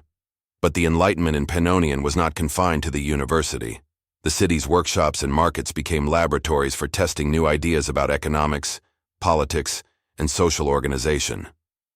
The Great Market, rebuilt after a fire, in 1710, incorporated innovations that reflected Enlightenment principles.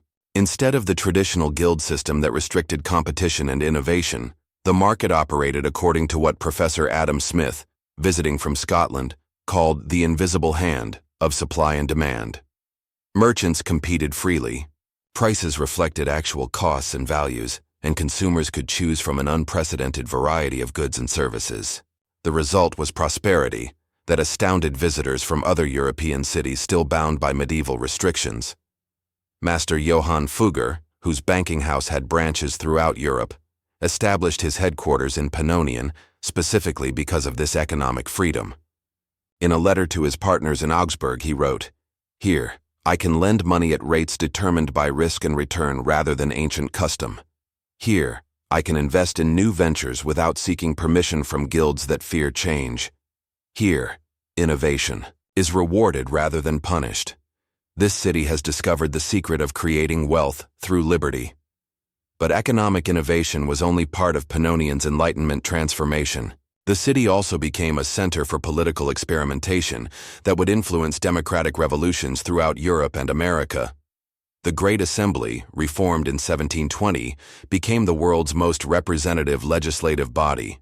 Delegates were elected by all adult residents, male and female, Christian and non-Christian, native-born and immigrant, who met minimal property requirements. The Assembly's debates were public, its proceedings were published, and its decisions could be appealed to independent courts. Most remarkably, the Assembly operated according to principles that would later be incorporated into the American Constitution. Power was divided among legislative, executive, and judicial branches. Individual rights were protected by a written charter that no majority could revoke. Religious freedom was absolute and uncompromisable. The Pannonian Charter of Rights, adopted in 1721, declared, "All human beings are created equal in dignity and entitled to equal protection under law. No person shall be deprived of life, liberty, or property without due process. No law shall prohibit the free exercise of religion or abridge the freedom of speech, or deny the right of citizens to assemble peaceably and petition for redress of grievances." These words, almost identical to language that would later appear in the American Bill of Rights, reflected centuries of practical experience in governing a diverse population, but they also expressed Enlightenment ideals about human nature and political organization that were still radical in most of Europe. The influence of these ideas spread far beyond Pannonian's borders. Young men like Thomas Jefferson, Benjamin Franklin, and Marquis de Lafayette visited the city to study its institutions. European liberals like Montesquieu and Voltaire praised it as a model for rational government, but the most important influence was intellectual. The Pannonian school of political philosophy, developed by professors like Hugo Grotius II and Samuel Pufendorf III, provided theoretical justification for democratic government based on natural rights rather than divine right or traditional authority. Their arguments were tested during the War of Austrian Succession, 1740–1748, when Pannonian's neutrality was challenged by armies that cared little for diplomatic niceties. Duke Maria Theresa II, named for the Habsburg Empress but ruling independently, faced the same challenge her predecessors had confronted: how to maintain neutrality without appearing weak. Her solution combined military strength with diplomatic innovation. Pannonian's army was reorganized according to Enlightenment principles of merit-based promotion and professional training. The officer corps included representatives from every community in the duchy, creating a truly national military force. More importantly, the duchy's neutrality was placed on a new foundation. Instead of depending solely on diplomatic agreements, Pannonian offered services that made its independence valuable to all European powers.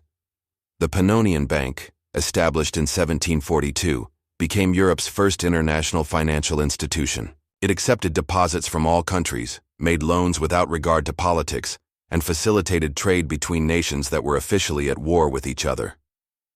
The Pannonian Exchange, expanded during the 1740s, handled not just diplomatic communications, but also commercial transactions, scientific correspondence, and cultural exchanges that connected scholars and artists across political boundaries.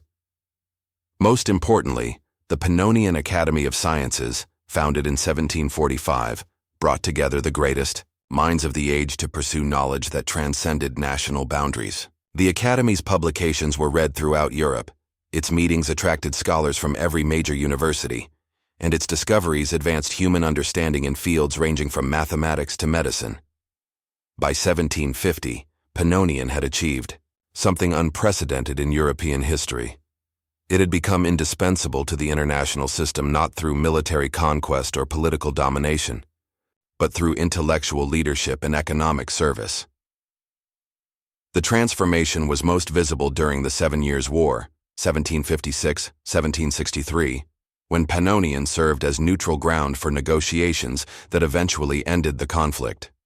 Representatives from Britain, France, Austria, Prussia, Russia, and Spain met in the city's palaces and churches to hammer out agreements that would reshape European politics. Frederick the Great of Prussia, no admirer of democracy, nonetheless, praised Pannonian's role in the peace process. "This city has accomplished what our armies could not. It has created order from chaos, peace from war, cooperation from competition. If monarchy is the rule of one, and democracy is the rule of many, then Pannonian has discovered the rule of wisdom itself."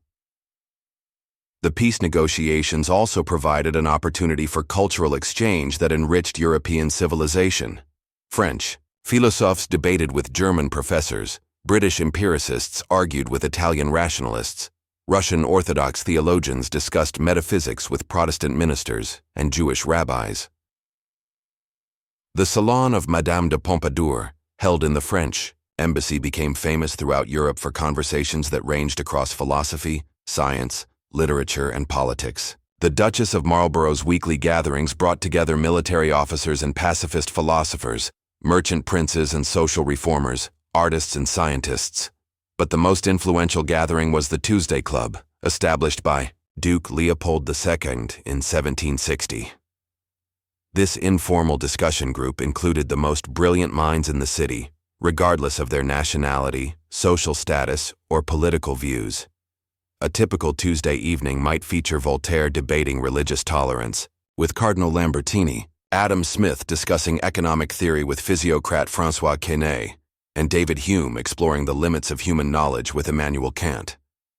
The conversations were recorded by secretaries and published as the Pannonian Dialogues, a multi-volume work that became one of the most influential texts of the Enlightenment. Readers throughout Europe and America could follow the development of ideas that would shape the modern world. The impact was particularly strong in the American colonies, where leaders like Benjamin Franklin and Thomas Jefferson studied the dialogues carefully. When they drafted the Declaration of Independence and the Constitution, they drew heavily on principles that had been tested and refined in Pannonian's experiment with democratic government. The connection became explicit when the American Revolution began in 1775. Duke Leopold II publicly supported the colonial cause, providing loans that helped finance the Continental Army and opening Pannonian's ports to American ships. More importantly, he sent a volunteer regiment, the Pannonian Legion, to fight alongside Washington's forces. The Legion's commander, General János Hunyadi, brought with him military innovations developed in Pannonian's wars, including rapid-fire artillery and coordinated infantry tactics. The Legion's most famous action came at the Battle of Yorktown, where their artillery provided crucial support for the final assault on British positions. When Cornwallis surrendered, General Hunyadi was among the officers who received the British colors, but Pannonian's support for American independence was not merely military. The city's scholars provided intellectual ammunition for the revolutionary cause through pamphlets and books that justified resistance to tyranny on philosophical grounds. Professor Thomas Paine's Common Sense, written during a sabbatical at the University of Pannonian, became one of the most influential political texts in American history. His argument that government derives its authority from the consent of the governed drew directly on centuries of Pannonian political theory. When the American Constitution was drafted in 1787, the influence of Pannonian ideas was unmistakable. The separation of powers, the system of checks and balances, the protection of individual rights, and the principle of federalism all reflected concepts that had been developed and tested in the duchy's unique political system. James Madison acknowledged this debt in a letter to Thomas Jefferson. The Pannonians have given us a laboratory in which to study the workings of free government. Their success proves that liberty and order are not enemies but allies, that diversity strengthens rather than weakens political institutions. As the 18th century drew to a close, Pannonian stood at the height of its influence. The city's population had grown to nearly 300,000, making it one of Europe's largest urban centers. Its university attracted students from around the world. Its merchants traded on every continent. Its ideas had helped inspire democratic revolutions in America and were beginning to ferment revolutionary changes in France. But success, as always in Pannonian's history, brought new dangers. The French Revolution that began in 1789 would test the city's commitment to gradual reform against the forces of radical transformation.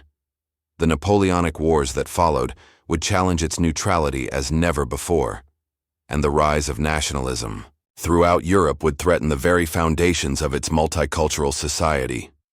The bells of St. Michael's Cathedral that rang in the year 1800 carried both celebration and warning. They celebrated a century of unprecedented progress in human knowledge and freedom, but they also warned that the forces unleashed by the Enlightenment might prove as destructive as they were creative. The new century would test whether the wisdom accumulated over 1,500 years of survival could guide Pannonian through the revolutionary storms that were about to reshape the entire world. The letter arrived at dawn on March 15, 1805, carried by a courier whose horse had collapsed from exhaustion at the city gates.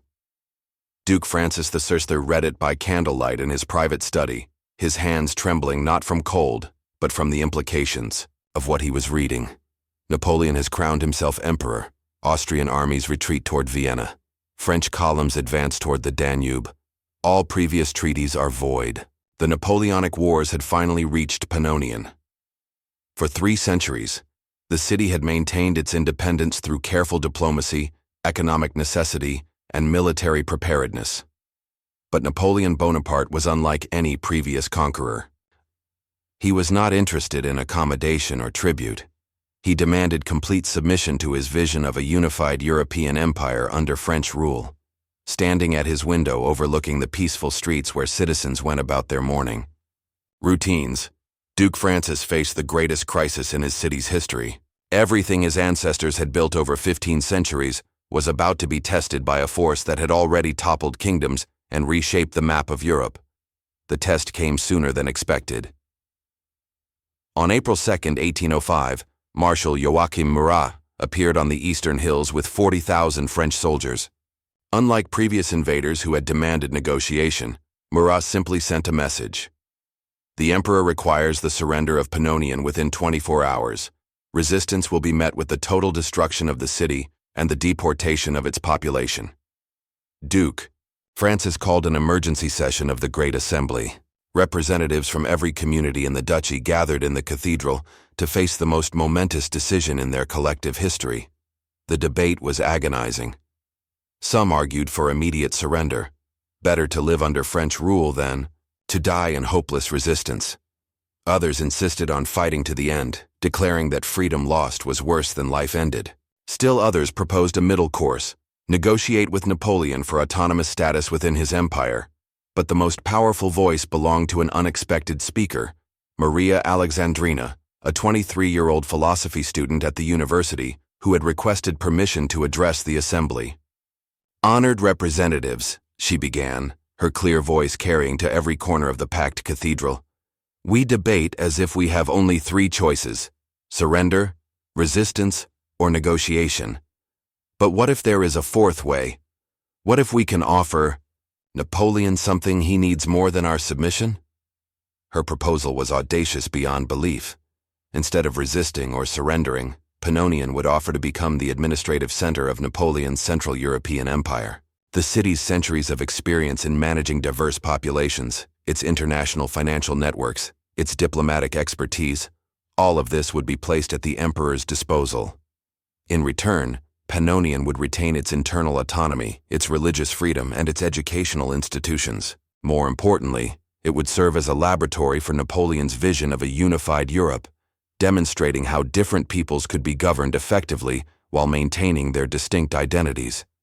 The Assembly approved the proposal by a narrow margin. Duke Francis, despite his personal reservations, agreed to present it to Marshal Murat. The negotiation took place in St. Michael's Cathedral, neutral ground, where both Christian and secular authority could be acknowledged. Murat, a skilled diplomat as well as a military commander, was intrigued by the proposal, but insisted that Napoleon himself would have to approve any agreement. 2 weeks later, the emperor arrived in Pannonian with an escort of 10,000 imperial guards. The man who had conquered half of Europe dismounted in the cathedral square and gazed up at the ancient stones that had witnessed so many historic moments. Napoleon was smaller than his legend suggested, but his presence filled the space around him with an almost tangible energy. When he spoke, his words carried the authority of someone accustomed to reshaping the world according to his will. "I have heard remarkable things about this city," he told Duke Francis during their first meeting. "They say you have solved the problem of governing multiple peoples without destroying their distinctiveness. They say your institutions combine order with liberty, efficiency with justice. If this is true, then perhaps you can teach something to the master of Europe." The negotiations lasted 4 days. Napoleon toured the university, observed sessions of the Great Assembly, visited workshops and markets, and met with representatives from every community in the duchy.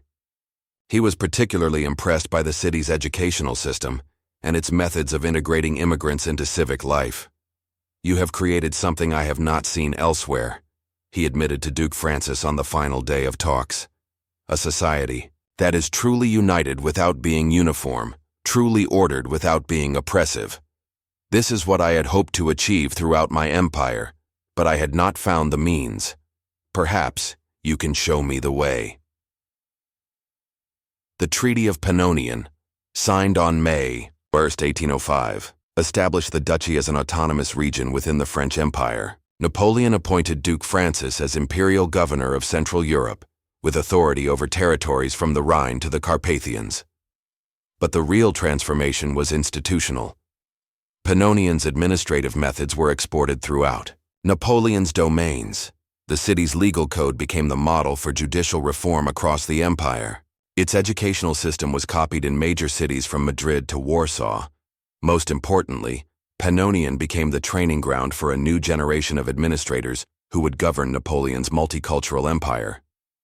Young officials from France, Germany, Italy, Poland, and Holland came to study methods of managing diversity while maintaining political unity. The Imperial Academy of Administration, established in 1806, became one of Europe's most influential institutions.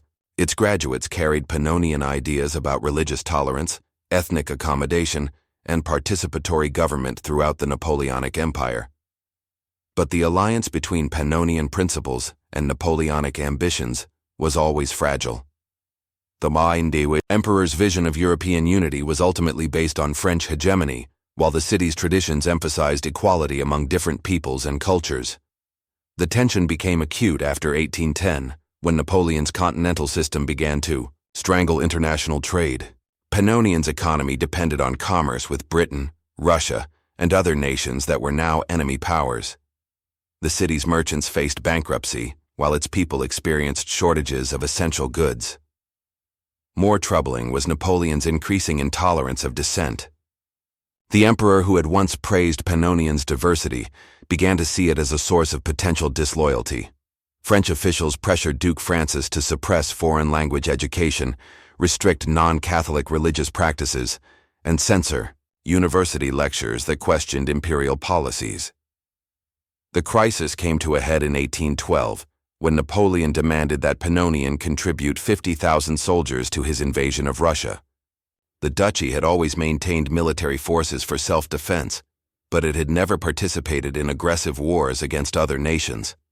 Duke Francis found himself caught between Napoleon's demands and his people's conscience. The Great Assembly, meeting in emergency session, voted unanimously to refuse the emperor's request. "We will defend our homes and our freedoms," the Assembly declared, "but we will not carry war to other peoples who have done us no harm. Our soldiers will not march in armies of conquest, for such armies ultimately destroy those who command them as well as those they attack." Napoleon's response was swift and terrible. On June 15, 1812, French troops surrounded Pannonian and began a siege that would last 18 months.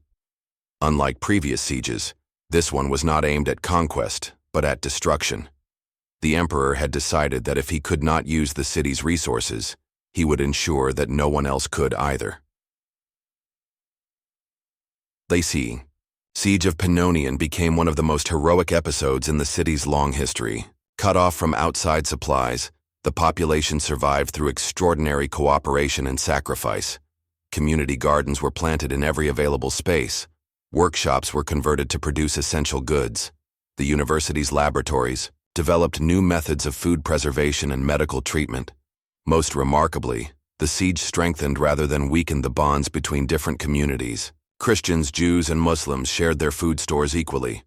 Germans, Hungarians, and Slavs worked side by side to maintain the defenses. The wealthy opened their homes to refugees from the bombed districts. Princess Josephine, Napoleon's stepdaughter, who was visiting the city when the siege began, wrote in her secret diary, "I came to Pannonian as a representative of imperial power. I remain here as a witness to human courage. These people face destruction with dignity, starvation with generosity, despair with hope. If this is what happens when different peoples truly unite, then perhaps my stepfather's empire is built on the wrong foundations." The siege was lifted on December 15, 1813, not by successful resistance but by Napoleon's defeat at the Battle of Leipzig. With French power collapsing throughout Central Europe, the emperor could no longer spare troops to maintain the blockade of a city that had never really threatened his rule. The aftermath of the Napoleonic period saw Pannonian emerge as a major influence in the reconstruction of Europe. The Congress of Vienna, 1814–1815, included Pannonian delegates who advocated for principles of national self-determination and religious tolerance that would later influence the liberal revolutions of 1848. Duke Leopold III, who succeeded his father Francis in 1820, became one of Europe's leading advocates for constitutional government and individual rights. Under his leadership, Pannonian served as a refuge for political exiles from across the continent and a center for the development of liberal democratic theory.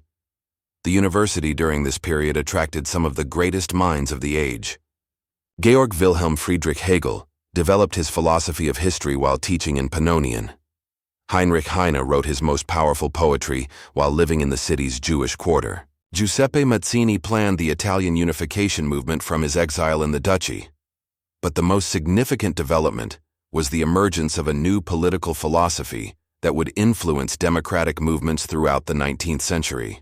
The Pannonian school of liberalism, developed by professors like Johann Bernhard Stuve and Friedrich Daniel Bassermann, combined respect for individual rights with recognition of community identity. Their central insight was revolutionary. A truly free society must protect not just individual liberty, but also the cultural autonomy of different groups. People needed the right to maintain their own languages, religions, and traditions while participating fully in the larger political community. This philosophy was tested during the revolutionary year of 1848, when democratic uprisings erupted across Europe. Pannonian found itself at the center of these movements, both as an inspiration and as a practical example of how liberal principles could be implemented. The Frankfurt Parliament, which attempted to create a unified German democracy, included 12 delegates from Pannonian who advocated for a federal system that would protect the rights of ethnic and religious minorities. When the parliament failed, many of its most idealistic members found refuge in the duchy, where they continued to develop democratic institutions that would influence later generations. More importantly, Pannonian's example inspired revolutionary movements throughout Central and Eastern Europe. The Hungarian Revolution of 1848, led by Lajos Kossuth, explicitly adopted Pannonian principles of religious tolerance and ethnic equality. The Czech national movement, led by František Palacký, looked to the duchy as a model for how Slavic peoples could achieve autonomy within a larger political framework. But the revolutionary movements of 1848 ultimately failed, crushed by conservative forces that feared the implications of democratic government. Throughout Europe, absolute monarchies were restored, constitutional experiments were abandoned, and liberal leaders were forced into exile. Pannonian survived this reactionary period because of its unique status and its careful diplomacy. But the city could not escape the broader trends that were reshaping European politics. The rise of nationalism, the growth of industrial capitalism, and the emergence of mass society would all challenge the principles that had guided the duchy for centuries. As the 1850s began, Duke Leopold III faced questions that would have seemed impossible to his ancestors. Could a political system based on tolerance and diversity survive in an age of nationalism and ethnic conflict? Could traditional institutions adapt to the demands of industrial society? Could the wisdom of centuries provide guidance for challenges that no previous generation had faced? The answers would determine not just the fate of Pannonian, but the future of liberal democracy throughout Europe and beyond. The scream of the steam whistle pierced the morning air like a mechanical rooster calling the new age to life. It was January 1st, 1851, and Pannonian's first railway station had just welcomed its inaugural train from Vienna, belching smoke and cinders as it carried the future into the ancient city's heart. Master Wilhelm Krupp, the German industrialist who had invested heavily in Pannonian's railroads, stood on the platform watching passengers disembark. Beside him, Duke Maximilian IV observed the scene with mixed emotions: pride in his city's progress, concern about the changes that progress would bring. "Your Grace," Krupp said, his voice barely audible above the hiss of cooling engines, "this is only the beginning. Within a decade, these rails will connect your city to every corner of Europe. Steam will replace muscle, Machines will multiply human productivity, and everything we thought we knew about society will have to be reconsidered. The Duke nodded thoughtfully. At 42, he had spent his entire adult life preparing for this moment, the industrial transformation that was already reshaping Western Europe was finally reaching Central Europe's most unique city. The question was whether Pannonian's centuries-old traditions of tolerance and cooperation could survive the social upheavals that industrialization inevitably brought. Would the steam engine and the factory system destroy the delicate balance of communities that had made the city a model of multicultural harmony? The answer would unfold over the next half-century in ways that no one could have anticipated. The first factories appeared along the Danube in 1852, textile mills that employed hundreds of workers in conditions that were revolutionary by contemporary standards. Unlike the industrial cities of Britain and Germany, where workers lived in slums and labored under brutal conditions, Pannonian's factories were designed according to principles developed at the university's new Faculty of Social Science. Professor Friedrich Engels, yes, that Engels, though he was less radical in his Pannonian period, had spent 2 years studying the city's approach to community relations. His report, The Pannonian Model, Industry with Humanity, argued that industrial production could be organized in ways that strengthened rather than destroyed social bonds. The key innovation was the community ownership model. Instead of individual, capitalists owning factories outright, ownership was shared among investors, workers, and the communities where the factories operated. Profits were distributed according to formulas that rewarded both capital investment and labor contribution while setting aside funds for community improvements. The Pannonian Textile Cooperative, established in 1853, became the prototype for this new form of industrial organization. The factory employed 800 workers from every community in the city: Hungarian weavers, German machine operators, Slavic spinners, Jewish accountants, and Turkish dyers all worked together under conditions that amazed visitors from other industrial centers. Working hours were limited to 10 per day, with longer breaks and shorter hours during religious holidays observed by any significant group of workers. The factory included a library, a medical clinic, a nursery for workers' children, and meeting rooms where different communities could maintain their cultural activities. Most remarkably, the factory was governed by an elected council that included representatives from management, workers, and the surrounding community. Decisions about production, wages, and working conditions were made collectively rather than imposed from above. Sir Charles Dickens, who visited Pannonian in 1854 while researching industrial conditions for his novel Hard Times, wrote to his publisher, "I have found something here that I scarcely dared hope existed, a factory that serves humanity rather than consuming it. The workers I met are not the broken souls I have encountered elsewhere, but proud craftsmen who take satisfaction in their labor because they share in its rewards. If this model could be replicated throughout Britain, we might avoid the social catastrophe that seems to await our industrial cities." But industrialization brought more than just new forms of economic organization. It also brought demographic changes that tested Pannonian's ability to integrate newcomers into its social fabric. Between 1850 and 1870, the city's population grew from 300,000 to nearly 500,000 as workers flocked from across Central Europe seeking employment in the new factories. These immigrants included not just Europeans, but also significant numbers of Greeks, Armenians, and even some Chinese workers who had been recruited for specialized manufacturing tasks. The traditional mechanisms for integrating newcomers, the community councils, the university's orientation programs, the interfaith dialogue groups, were strained to their limits. For the first time in centuries, ethnic tensions began to emerge as different groups competed for jobs, housing, and political influence. The crisis came to a head in 1867, when a dispute between Hungarian and German workers at the ironworks escalated into street fighting that left dozens injured. The incident, known as the Week of Broken Windows, shocked a city that had not experienced ethnic violence in more than 300 years. Duke Maximilian's response demonstrated the adaptability that had always characterized Pannonian governance. Instead of simply suppressing the violence or choosing sides, he convened a great assembly of all the city's communities, old and new, to address the underlying causes of conflict.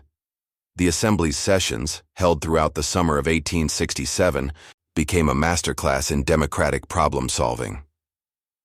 Representatives from every ethnic, religious, and economic group participated in discussions that ranged from housing policy to educational reform, from labor relations to cultural preservation. The system worked because it addressed the real concerns behind ethnic tensions. People feared that industrialization would destroy their traditional ways of life, that newcomers would take their jobs, that their children would lose connection with ancestral cultures. The Integration Compact addressed these fears directly. Traditional crafts were preserved alongside industrial production. Job training programs ensured that opportunities were available to all groups. Schools taught both universal subjects, mathematics, natural science, history, and particular traditions, languages, religious studies, cultural arts. Most importantly, the compact established the principle that civic participation was both a right and a responsibility for all residents, regardless of their background. Everyone could vote in district elections, serve on community councils, and participate in the Great Assembly.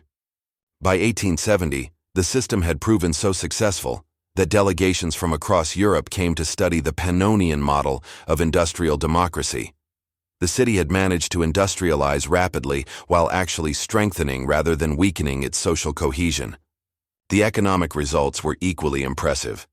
Pannonian's factories, operating according to cooperative principles, proved more productive and innovative than traditional capitalist enterprises. Workers who shared in profits had incentives to increase efficiency and quality. Managers who answered to community councils made decisions that balanced short-term gains with long-term sustainability. The Pannonian Industrial Bank, established in 1872, became a model for worker ownership and democratic finance. Instead of serving only wealthy investors, the bank provided capital for cooperative enterprises and community development projects. Its lending policies prioritized productive investment over speculation, contributing to sustained economic growth without the boom-bust cycles that plagued other industrial regions. By 1875, Pannonian had become one of Europe's most prosperous cities. Its factories produced textiles, machinery, chemicals, and precision instruments that competed successfully in international markets. Its merchants had established trading networks that spanned from St. Petersburg to Suez. Its financial institutions facilitated commerce throughout Central and Eastern Europe. But prosperity brought new challenges. The city's success attracted not just workers and merchants, but also political refugees fleeing oppression in less liberal regions. By 1880, Pannonian housed significant populations of Russian revolutionaries, Polish nationalists, Irish Republicans, and Italian socialists. These political exiles brought with them new ideas about social organization that sometimes conflicted with Pannonian's traditional emphasis on gradual reform and peaceful cooperation. The university became a center for debates about socialism, anarchism, nationalism, and other radical ideologies that were reshaping European politics. The debates came to practical focus during the economic depression of 1878-1882, when falling demand for manufactured goods forced many factories to reduce production and lay off workers. For the first time since industrialization began, significant numbers of Pannonian workers faced unemployment and economic hardship. The crisis tested the city's cooperative institutions. Could democratic decision-making function effectively during economic emergencies?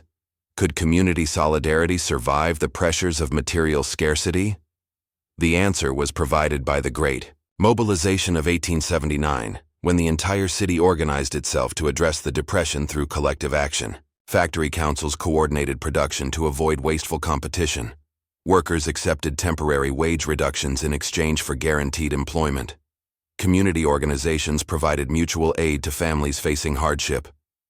Most innovatively, the city government launched public works projects that employed thousands of workers while improving infrastructure for future economic growth. The Great Library, the Municipal Hospital, and the Metropolitan Water Works were all constructed during the Depression years, providing employment while creating facilities that served the entire population. Professor Karl Marx, who visited Pannonian during this period, was forced to revise his theories about industrial capitalism.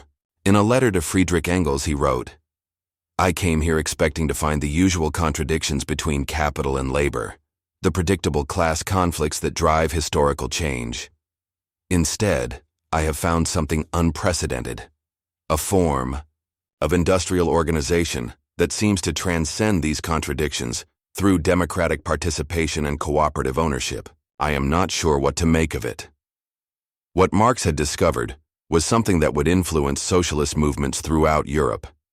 Proof that industrial production could be organized according to democratic rather than authoritarian principles, that workers could own their means of production without violent revolution, that economic progress was compatible with social justice.